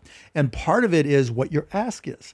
And so the producers basically will you can't specifically tell them yes or no, but they'll say, when you're practicing, this is probably better. And they'll practice it. So it was, $100,000 for 3%, right? I'm like, okay, you can get along with that. And then they'll come on and say $500,000 for 2%. Oh, in the moment. In the switch it. moment, they'll say it. And we're just like, no, it's not, dude. It's not worth your time. No, that's like a $25 million valuation. You have $17 in sales. Yeah. It's you gonna love be your there, bro. company, Yeah. but, it's not going to work. Yeah, delusional. One of the things I've always, because I've heard this topic discussed so much, but I've never actually had the conversation with someone, is there's this thing related, I guess you could say, to the giving pledge, where like super wealthy people pledge to give away the majority of their fortune. Right. But how do you feel about, I've always wondered, when you have the money, everybody wants to leave things for their kids. Right. Do you feel like you're throwing off someone's development if you go like, by the way, one day you're going to get like several $1 billion? Well, they're smart. They know how to do the math. Yeah. My bigger worry is, are they going to knock me off? To get Right. No, it is something I think about. My wife and I talk about all the time because how much is too much? Yeah. Right. Yeah. But at the same time, you want them to be able to survive it. And so, like particularly when I sold the Mavs, I kind of organized it so that they'll be okay, but not so much that they can just go buy planes and stuff. Right. Okay. Right, So it right. is a consideration. Oh right? yeah, for sure. And then there's certain things that they have to do, certain benchmarks, graduate, not do certain things, and like that. Yeah. Okay. Yeah. Because I mean, sometimes you see, obviously, like in the news, like so and so inherited like $19 $40 billion. Yeah, and you're and like, it's like it's scary. Scary. You know, because I don't want, I've watched Secession. Yeah. You know, I don't want that for my kids, and I don't want it to be a battle. And that's one of the reasons I sold the Mavs. Yeah. You Really? know? Is it really was one of for the motivations? Sure. Like all the backlash from the Luka trade. What if they made a mistake like that? They took over and they made a mistake like that. And they're just you know, I just, they may not have a problem with it, but it would tear me apart. Yeah. You know, and I want them to go on their own path. Yes. And so that's the part I'm thinking yeah, of. Just the path. Yeah, whatever it may be, I want them to be themselves. I don't want them to be Mark Cuban's kid for their entire lives. Well, I think that there's like an amount of money that somebody can inherit where you have distorted the path. Yeah, because 100%, Yeah. right? Because, at some level, you want them to understand the value of money. Yeah. And not it just to be something that's just there all the time, because why not? Yeah. Yeah. Yeah. Mark, have you had fun with your money? Yeah. What's the best? What do you tell me the fun stuff? I mean, owning the Mavs, winning a championship, running on the court on the game winner, no longer stressing about bills, being able to go, even like when I was younger, before, I had a B next to my name, I bought a lifetime pass on American Airlines, and just being able to, be at a bar, meet somebody, or go call a friend and say, let's go to Barcelona. Let's go to, wherever. Yeah. I mean, but more. Do you do impromptu trips a lot? Like, do you go? Not so much anymore because of the businesses and kids, right? Yeah. But at one point you were like, let's just go. Let's go. When I was single, it was like, hell no, let's go. Yeah. And it was just like boom, boom, boom, boom, boom all the time. But now it's just more like stress reduction. Yeah. I can focus on my kids, focus on cost plus, and it opens the door. I would say it's not so much the impromptu stuff that's rewarding, but with cost plus drugs, I'm getting emails almost every day saying, I'll tell you one I got 2 weeks ago where somebody sent me an email saying, I have cancer. And when I went to the pharmacy, they told me it was going to be $900 a month for this medication I needed. And I literally decided that I'd rather die sooner than put the financial stress on my wife and family. Wow. And then I found out about costplusdrugs.com, and instead of $900, it was like $73. Yeah. And now we can afford it. Crazy. That shit feels good. That feels good. Yeah. That feels really good. And that happens all the time. I had a friend from college, and they got in touch with me, and he was on this drug, droxidopa, and he lost his insurance. And he called up the local pharmacy, one of the big chains. It was going to be $10,000 every 3 months. Our price is $73 a month, and it's gone down since then. And so when I was in Nashville, and somebody walked up to me and just started hugging me and crying. Oh, it's so nice. I mean, what's better than that? What? I mean, this system is so fucked. Though. So fucked, but we're fixing it. Yeah, we literally are changing it. Wow. How do you wind down at night?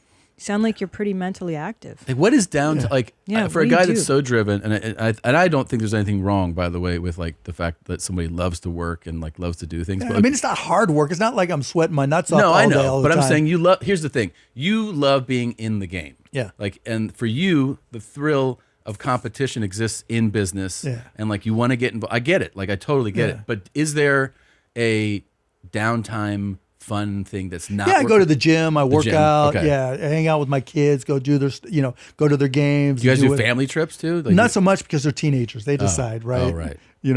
But when we could force them to go, they call it forced family fun. So we gotta force them for a while. Oh yeah. Yeah. Oh, I will. Oh yeah. Right now they want to be with us. Yeah. And How old are I 6 and love 9? 6 and 9. Oh yeah, perfect age. Yeah, perfect it's age. so fun. Yeah. We're gonna go to London next week for Tommy's shows, and I like to travel with them. I think it's so important to learn the world. Beautiful. The 6-year-old will still hold my hand. I miss those you days. tell yourself, you're like, this isn't gonna last. Oh, for sure, right? No. And my son gave me a hug. Any hug, right? Like my favorite word in the universe is dad. Yeah. Right. Just dad. This, even if it's dad, it doesn't matter. Yeah, It's still dad. Are you a religious guy? No.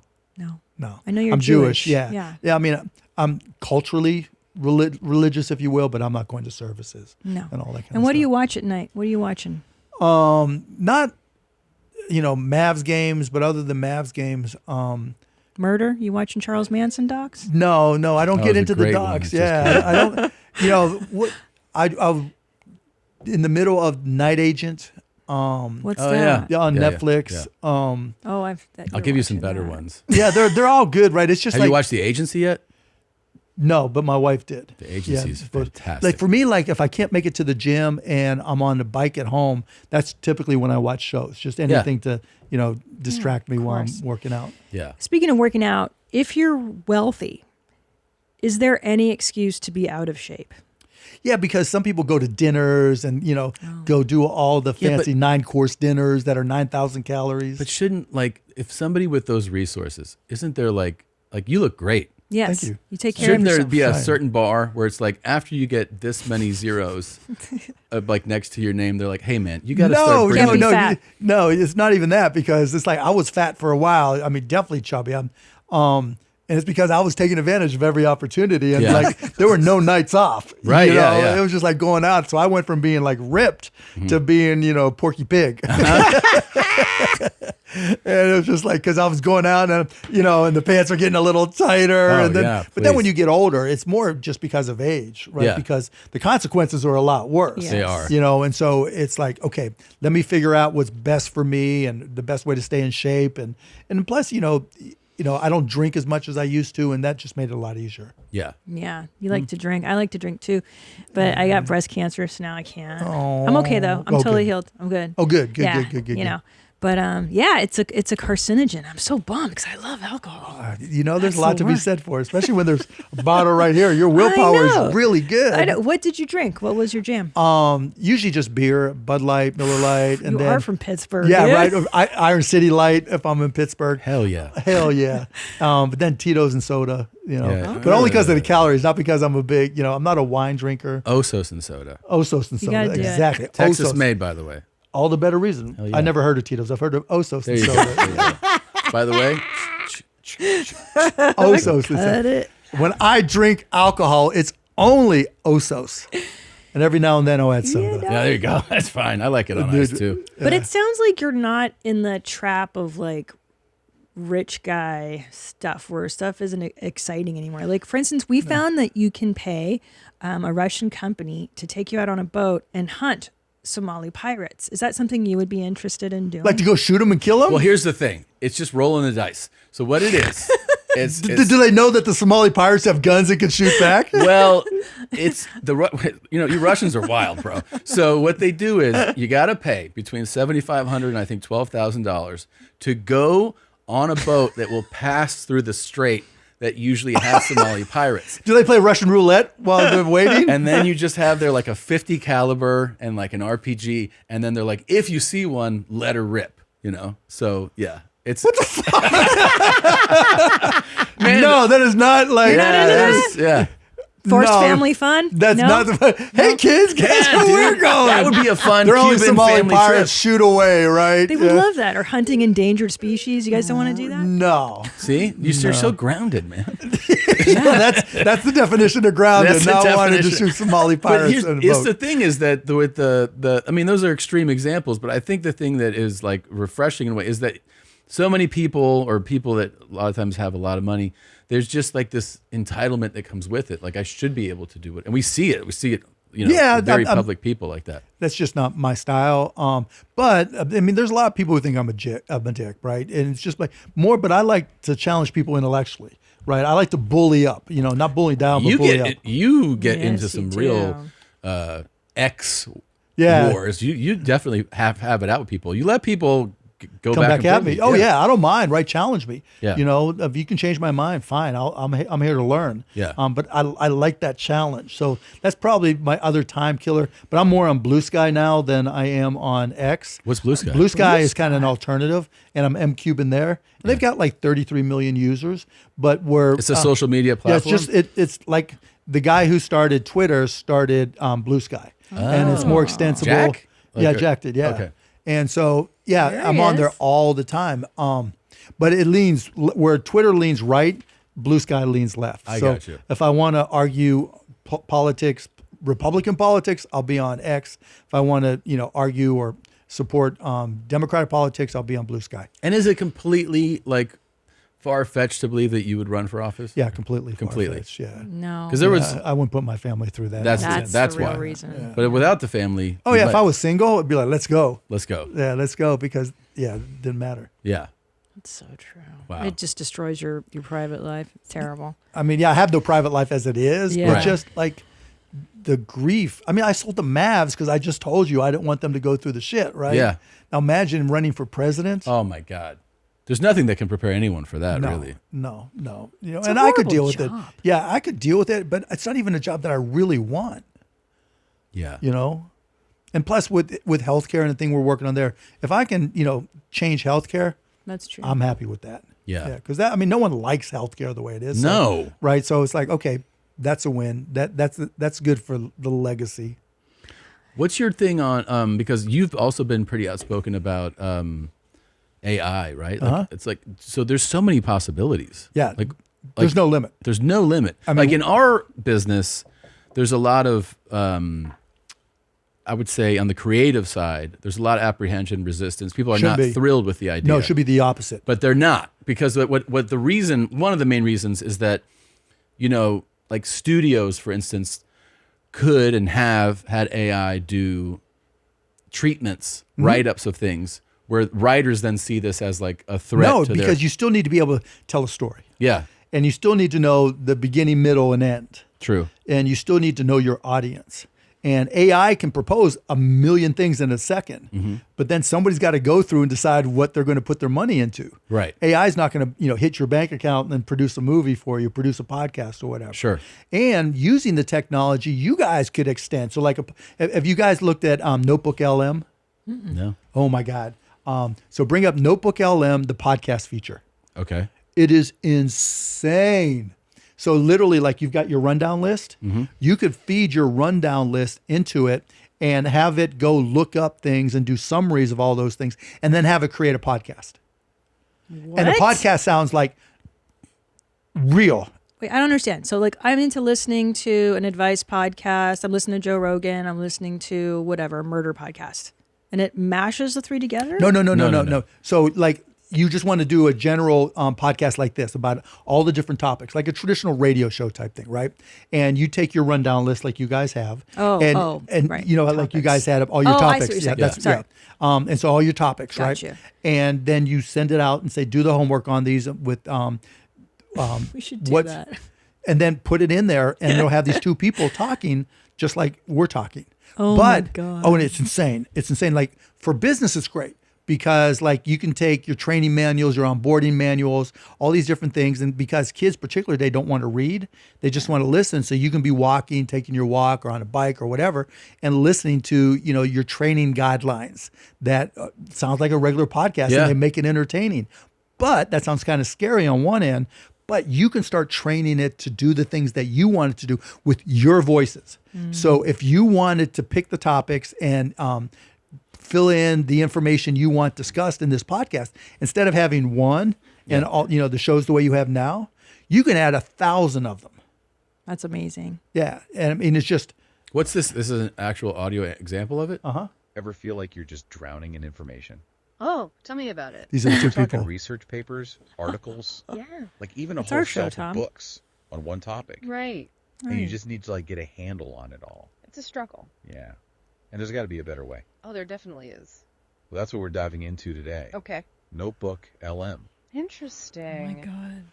It's this Zillow. experimental AI research assistant thing Google's come up with. Really fascinating stuff. Yeah, it's not just I about mean, organizing literally, all so that data. these are not real people. Right. These No. are AI voices. These are AI voices that could be your Let's do voice. a YMH one. We should do a with full our episode. stupid topics. Yeah. When you're in London, we just put out this. Yeah. Our rundown. I actually Tom like took this a shit idea. today. It's insane. Do you then, I mean, it feels like the natural thing for anybody in business to do is figure out how AI can help these different parts, Yes, right? I mean, look what you're using right now, right? So, you guys have been in radio in the industry forever, Yeah. right? And think going back when you had your first, used to be they played records. Yeah. And there was a DJ that just spoke. And then all of a sudden there were the different playback systems, right? Yeah. And then you had editing, and then, the DJs were editing right on the spot, different songs. Technology's influenced every industry always. And, it's no different now, but the difference is like going back to PCs and then software and going from analog to digital, you could try and kind of extrapolate where things were going. With AI, there's no way you would have anticipated what we just heard. Right. You know, and it goes into a zillion different directions. Are you investing heavily in AI? Yeah, I mean, but more importantly, just trying to learn it. Learn what the possibilities are. Right, because like for kids, they're going to grow up, this will be native to them. Yeah. For us, we've got to put in the effort to learn. But like on my Instagram feed now, it used to be, you know, sports, business, but whatever. Now it's AI hack, new AI software, because it's changing so rapidly. But to me, it's fun. It's fun to learn. Yeah, It's that's very cool. We should have fun with that. You can, right? So we're taking a break. Now we have, you know, You know what's interesting? I'm listening to you speak and the way that your mind works. It seems to me that you're always looking towards the future. Like you're looking for what's undiscovered yet. Yeah. Is that how your business mind 100%, works? yeah. No, you first want to bring it up. Steve Jobs said everything is a remix. Right? Well, you take what's already in place and then you add whatever value you can add to it to get it to the next place. You know, when we started AudioNet, which was the first streaming company, it was like, okay, here's the internet, and here's how we listen to Indiana basketball over distances because the internet solves that. You know, HD, well, here's high definition. It's all going, TV's going digital. And even though the first high definition televisions in 2001, when we started HDNet, were $25,000 for a screen like that. God. I knew the price was coming down. Yeah. Right. So it was just a question of when. Now with AI, it's not a question of if it's going to change things. The only question is how. And who's going to do it. And so by informing yourself, I can figure it out. Yeah. I can stay ahead. So I can say, okay, this is how this works. So now, like what we just talked about, once I saw Notebook LM and the podcast feature, it wasn't, okay, what's going to happen to podcasters? It was, where are there situations where people don't want to read, but like to consume information via audio and or video? Because when you talk to kids today, they're not big readers. Yeah. You know, your kids are, as much as you're going to want them to read, more stuff is going to be, it's different, you know, and it's not that they're not learning, it's that they're learning differently, right? And so for kids who are learning differently, what can we do? I like that. I like this too. I like that idea, especially shit that you don't want to read, like manuals to no, technical right. things. Well, even, you know, stuff like to get your rundown. So you literally could use Notebook LM or just Gemini or ChatGPT or whatever, and they have you can just list it and just say, do me a research summary of all these topics using the latest news. Like ChatGPT has these task features where they'll go out and they'll look it up, just like Google Alerts would work. And you can have them summarize it for all the topics you're interested in, or you can say, give me the hottest 20 topics that are being discussed across the internet, and see what it comes back with to make sure you're not missing anything. Yeah. Right. Because it takes time for you to research all this, and for sure, you've got to dig in and you've got all your sources. Having a research assistant seems like it's brilliant. Yeah. It's brilliant, and it'll save you so much time. And so learning how to use these things. Okay, what are the number one trending topics on Twitter, on Blue Sky, on Instagram? What are the number one hashtags on Instagram and on TikTok? This? This is how you do your research? No, but I could. Yeah. I want to know what allows me to do it. So when I'm trying to look at an industry or a company, or I'm doing something, then I'll go on there and now the research capabilities are just blowing up. It's moving so fast. So there's tools like deep research. I'll say, okay, tell me about this company. Now it doesn't get everything. Right. But it's just like if you hired a research assistant, they're not going to get everything, right? So if you have an intern here or whoever, and you're like your social media, whoever, or, your producers, and you say, find me all the hot topics, and then you think, oh, I just heard about this. I was listening, or I saw this, and you add to it. It's no different. It's not going to be 100%. But it saves you time. That's true. Dang, dude. What topic can you talk about forever? Healthcare these days. I mean, I could go all day on healthcare. Yeah. It's just like, that's where my brain is right now, because I want to change it. And everybody thinks it's impossible to change, but it's not. It's actually, healthcare is really simple. You go to the doctor and they prescribe you a medication or don't. You go to the doctor, they say you're fine. Maybe you need some more, care for whatever. And there's only two questions. What are they going to charge you, and how are you going to pay for it? Yeah. And those two questions have been so complicated by everybody that it's like, why is it like this? And so my whole mission, and starting with Cost Plus, and we're doing this thing called Cost Plus Wellness for the healthcare side, is just to simplify healthcare by moving all these extraneous companies out. They must fucking hate you. Oh, they hate me. They hate me. You should hear the shit they've said. But because they know that when you remove these pieces, it's actually not hard. Right. And so it's now overcomplicated. It's overcomplicated, and the CEOs who make the decisions on health, self-employed. There's companies that self-insure, meaning they don't use the insurance component of insurance companies. They take on that risk themselves. Mm-hmm. And I'm going to them and saying, look, you're getting ripped off. You're paying too much. You're not getting the care you need. You're getting pushed in these directions that you shouldn't go. And they're like, I didn't know that. And so I'm just spending all this time educating CEOs, and each one that I get to change is one step closer to the whole system. And so changing, and that's what I'm doing. That's an awesome mission. Yeah. How would you change, this is completely not as important, but would you change anything in basketball today? There's a ton of shit I would change. What's like a top 3 or whatever, top 1? So, people talk about too many threes. That is a big criticism of today. So the question is why? Mm-hmm. If you're behind a 3-point line and you're shooting a 3, a defender, if they're even if they're in the landing zone where your feet might come down, it's a foul. And that's 3 free throws. Yeah. So in other words, the 3-point shooter is so protected that they can't even put their feet anywhere near, the defender can't put their feet anywhere near you. You go an inch inside the 3-point line, they can beat the shit out of you. Yeah. And it's called incidental contact. Right. You get closer to the basket, the closer you get, the more contact's allowed. Contact and abuse can happen. And so you've got to change that so that you call the game by the rules inside the line, so that they're not so disadvantaged when you're shooting a shot inside the 3-point line. And to compensate for that, now they've let offensive players like lower their shoulder and knock over defenders or knock them out of the way to get space, and that makes the game worse too. Yeah. So whenever you see a drive like Shea Gilchrist-Alexander, most likely the MVP. Yeah. He gets down by the free throw line, boom, he's lowering his shoulder and taking a step back, and he's money. Yeah. 5 years ago, you couldn't lower your shoulder like that. And so we need some rule changes. You need some rule changes. Yeah. So that to me, that's one of the biggest. Adam Silver talked about shortening the game. I believe it. You believe it? Yeah, I believe it. And I really do, because it's slightly. To 40 minutes. 40. Yeah, because it's a commitment to watch a whole NBA game, and we're so used to right now consuming NBA highlights on social media. Totally. Like your kids, if they're becoming sports fans, are they boys, girls? They're boys. 2 boys. Okay, so they're starting to, your oldest is starting to get into sports and following it, right? And you're trying to keep them off of social media, but on YouTube, we'll see highlights and everything, right? That's how they're going to grow up, where the 3 of us had family teams. Yes. In Pittsburgh, it was the Steelers, it was the Pirates. Yes. No matter how bad, the Penguins, in Dallas, it was the Mavericks and the Cowboys. Now it's players on social media. Yes. And, it's hard to commit to watching a full game. And if you look at ratings, there's an inverse relationship between the amount of actual playing time and the ratings. If you watch an NFL game, there's 11 to 15 minutes of actual playing time. Yeah. Like you can watch a play, go grab your dude wipes, run to the restroom, use a whole package of dude wipes, come back before the next play. It's crazy.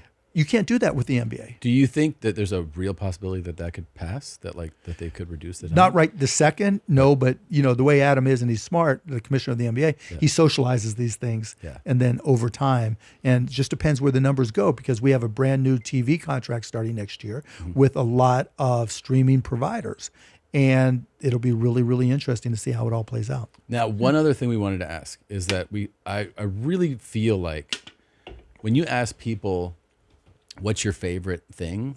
There's always something false in there, because people have this natural ambition to want to say the right thing or say the more impressive thing. I agree with that. And that being that way, I think one of the people that you can only get like the most honest takes from is somebody who can actually afford to get back it up. They want. Yeah. So I wanted to ask a series of like, what's your favorite of this? Sure. Where you just tell whether it's Fire expensive away. or not. Fire away. So you're a basketball guy. Favorite sneakers? Adidas. Adidas. Oh, okay. Let's see them. Which ones? Oh, There you go. Okay, those are good. Because they're light for when I With work Nike out. socks. With Nike socks that I get Yep. for free from the Mavericks. There you go. But yeah, so when I go play basketball, shoot baskets, work out, I like because they're lighter. Lighter. Okay. Feel good. Okay, so there you go. It's an honest take. I believe you. Yeah. T-shirt. You're a famous T-shirt guy. Yeah. Do you have a favorite brand of T-shirts? Yeah, I like T-shirt classics, Mm-hmm. and then probably is that what I have? Yeah, and then I like Nike. I like this. So not $2,300 Loro Piano special. I do King have of some Goat. Lotto Piano. I do have some. I can never remember their name, but I do have some, but not for T-shirts. Okay. Right, I have them for like dress shirts. Oh, nice. Yeah, Okay. so they're my favorite dress shirts. There you go. Okay. Yeah. See? What about like pants? How do you and pronounce stuff? it again? Loro Piana. Lotto Piano. Piana. I never knew. I just knew it was like the Italian company that I Yeah, ordered yeah. from. Like suits and stuff. Where are you buying? So I don't really buy suits. So when I'm shooting was shooting Shark Tank, the wardrobe director would come in and say, okay, time for new suits. And they'd bring someone, they'd measure me. Yeah. And I like Tom Ford because I don't have to wear a belt. That's why I like Tom Ford. That was the only reason, right? I don't have to These worry are all about practical things. because I didn't have to worry about bringing a belt. I like Tom Ford. Okay. Tom Ford suits. See, I believe you. I do. I believe you, Mark Cuban. It's You're the very truth. down to earth. Yeah, I'm it's the trying to truth. find chinks in the armor. Yeah. I'm not This seeing one, any. This one means a lot to me, so please take I'm your really time with it. trying, you guys. Okay. I think he's a good Car. spirit. Car? Car. Favorite car? Do you want to know what kind of car I drive? Oh, Is it going to upset me? Guess. Fuck. By this smile, not a Prius. I know it's not cool.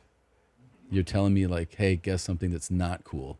Fuck. Is it like a Honda Insight or something? It's a Kia EV6. Oh, Mark. You're a Texan. What are you doing? That's your favorite car? I like it. I have a Tesla that I haven't sold, but for a lot of different reasons, I'm not. I went from the Kia to the Kia, and I've had it for like more than 2 years now. This is it? This is it. That's the only thing you drive? Yeah, Get the. What? for real. I like it. I'm comfortable with it. Okay. Oh my fine. God. What about, does your wife have a fancy car? Does she like something fancy? She's got a Range Rover. Okay, Yeah, that's yeah, nice. yeah. That's good. A hybrid Range Rover. May I ask you, though, You've never why? gotten the Why the supercar? Kia? Or the, Yeah, I've had a Hummer. I've had a Ferrari, Porsche. Lamborghini. Okay, all right. whatchamacallit? Thank God. I was getting upset for a minute. But it was too loud, and it was just like, You know, those work almost as well as Cialis. They can really get the blood going. yeah, right. Yeah. I mean, I had the Lamborghini recently, and I got it because, and my kids gave me so much shit because Luka got one. Yeah. Luka got the same one, and it was the SUV. That's right, the Urus. Yeah, the Urus, right? Yeah. And it was just too loud. That And I loud had to as get shit. gas every 17 minutes. Yeah. Oh, you yeah, know, it and so sucks. it was just like, no, but it was a cool car. It was beautiful, but it was just too loud and too much of a gas hog. And my kids just gave me so much shit. And they would go, oh, Luka's yours. Oh, they were like, you just want Luka to be your fourth child, don't you? I don't blame you, dude. Yes, Luka got the car. You got the car. So That's wait, so pretty tell me cool. about the Kia. What is it? What do you It's love? all electric. It's all electric, yeah. Yeah. And I just plug it in at night, and it has 300-mile range. Yeah. It's got stereo system is good. Dude, I just test drove the new all-electric Escalade. Uh-huh. It has a 450-mile range. That's what I'm talking about, right? That's Yeah, impressive. because I'd look at that. I'm not like, I like the Kia, and it's cheap, right? It's not like the price matters to me all that much. But the other thing I liked about it, it doesn't try to be too fancy. Yeah. Right. Yeah. It's got like your turn signal is like the turn signal, right? Yeah. You turn it. Whereas on the Tesla, you've got to find it Yeah, and push yeah, the yeah. button, and that's Yeah, like it's so while you're annoying. driving, you can't pay attention to the road as much. Yeah. And so yeah, the best part is, so my 15-year-old is learning to drive now. He's got his learner's permit, and so yeah. We got my oldest daughter a Volvo when she learned to drive. And then when she went away to college, it was passed down to my middle daughter, who is going to need it when she goes away to school. And so my son's talking about, okay, Dad, here's the kind of cars I want. I'm like, Kia, baby. He's like, it's not cool, Dad. And I'm like, it's a nerd car. I'm like, yes, it is. Yes, it is. He wanted some cool shit, Yeah, though, but right? when I came down to Austin, he was like, Dad, I need to, because you guys get so many hours in. Yeah. Right? You go, Dad, you need to leave the Kia so I can practice. I'm like, oh, you're going to practice on the Kia. So I had to take the Tesla. Oh, nice. Okay, so you drove here. I didn't drive down to Austin, I drove to the airport. Okay, I got you. I have a Okay. plane, remember? Oh, snap. Oh, favorite plane? I've got actually the Bombardier, and I've got a Gulfstream. My old Gulfstream that I bought originally, and so we kept it because the price wasn't worth selling. Yeah. So as a backup, because the way the planes are, once they get a little bit older, and the Bombardier is only like 4 years old, Yeah. they have to go into maintenance more often, and so it's just easier to have. By the way, 4 so years, the that's move, it. the fucking most baller shit I've ever heard is my backup plane. It's pretty cool. I got a backup plane. Yeah, you know. You know, Yeah, dog. sometimes when this shit's getting detailed, I take my backup plane. Yeah, dog. What's your death row meal? My death row meal, probably a big ass steak. Nice. Huge mountain of onion rings. Yeah. And then just something I'm just gonna cover with cheese, so it is like so slick. Nice. Slow Yeah. the heart down. Oh yeah, Cheese just is like. Do you get your steak Pittsburgh style? No, I don't even eat red meat anymore At all? No, I was a vegetarian, straight vegetarian for a while, but I would starve when we'd go out to dinner. Yeah. Like I was having to eat like only sides. Yeah. So I went pescatarian. So Okay. now I can get salmon. Do you have a or favorite whatever. fish? Salmon's probably. Yeah, Yeah. salmon's Sea bass the is good, but mostly salmon. Okay. Okay. Well, I mean, those are the most feel important like- questions I think anyone could Yeah, ask. I mean, We've covered everything. everything. Do you have a favorite movie? The Counting 2 now. Count Two. Shout out Ben Affleck. Yeah, he was Daniela actually really Pineda. good. Yeah. Daniela Pineda's in Oh, it. She's a yeah. friend of ours. Yep. She's a fantastic actress. Cool. I can't wait to see The Accountant too. It's actually Yeah. really good. All right, cool. And go check out Mermaid. I know I need to, but don't bring the So kids. good. Do not bring I don't think you kids, bring the kids. I mean, you can bring the Bring the wife. 21-year-old. Yeah, bring the wife. Yeah. All right. Date night film. Dude, Not really. it was a pleasure. Thank you for coming in. No, Thank you so always. You guys are much. always fun. That's why I It's- like to come back out here. It's so fun to Good. see you. And don't forget, check out costplusdrugs.com. Look at what you're spending on medication. Yeah, whatever. If you have a prescription for anything, even if you have really good insurance, there's a good chance we're cheaper than your copay or your co-insurance. Awesome. Yeah. That's yeah, awesome. stick You're it to the doing- man, Mark Stick Cuban. it to the Yeah. All right. We'll see you guys next week. Bye, mommy.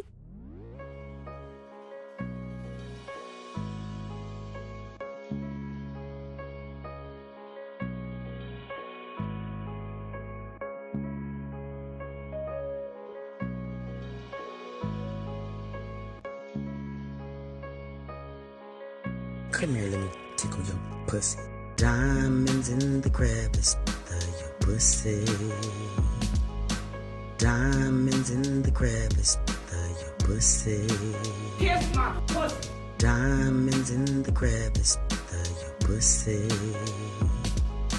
Diamonds in the crevice of your pussy. Kiss it. Grab him by the pussy. Grab him by the pussy. Grab him by the pussy. Come here, let me tickle your pussy. Diamonds in the crevice of your pussy. Diamonds in the crevice of your pussy. Kiss my pussy. Diamonds in the crevice of your pussy. Kiss my pussy. Diamonds in the crevice of your pussy. Kiss it. Grab him by the pussy. Kiss my pussy. Come here, let me tickle your pussy. S-A-R-T. Just glassing. Let's glass.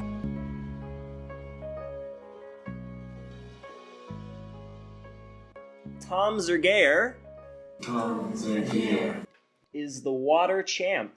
is a water champ.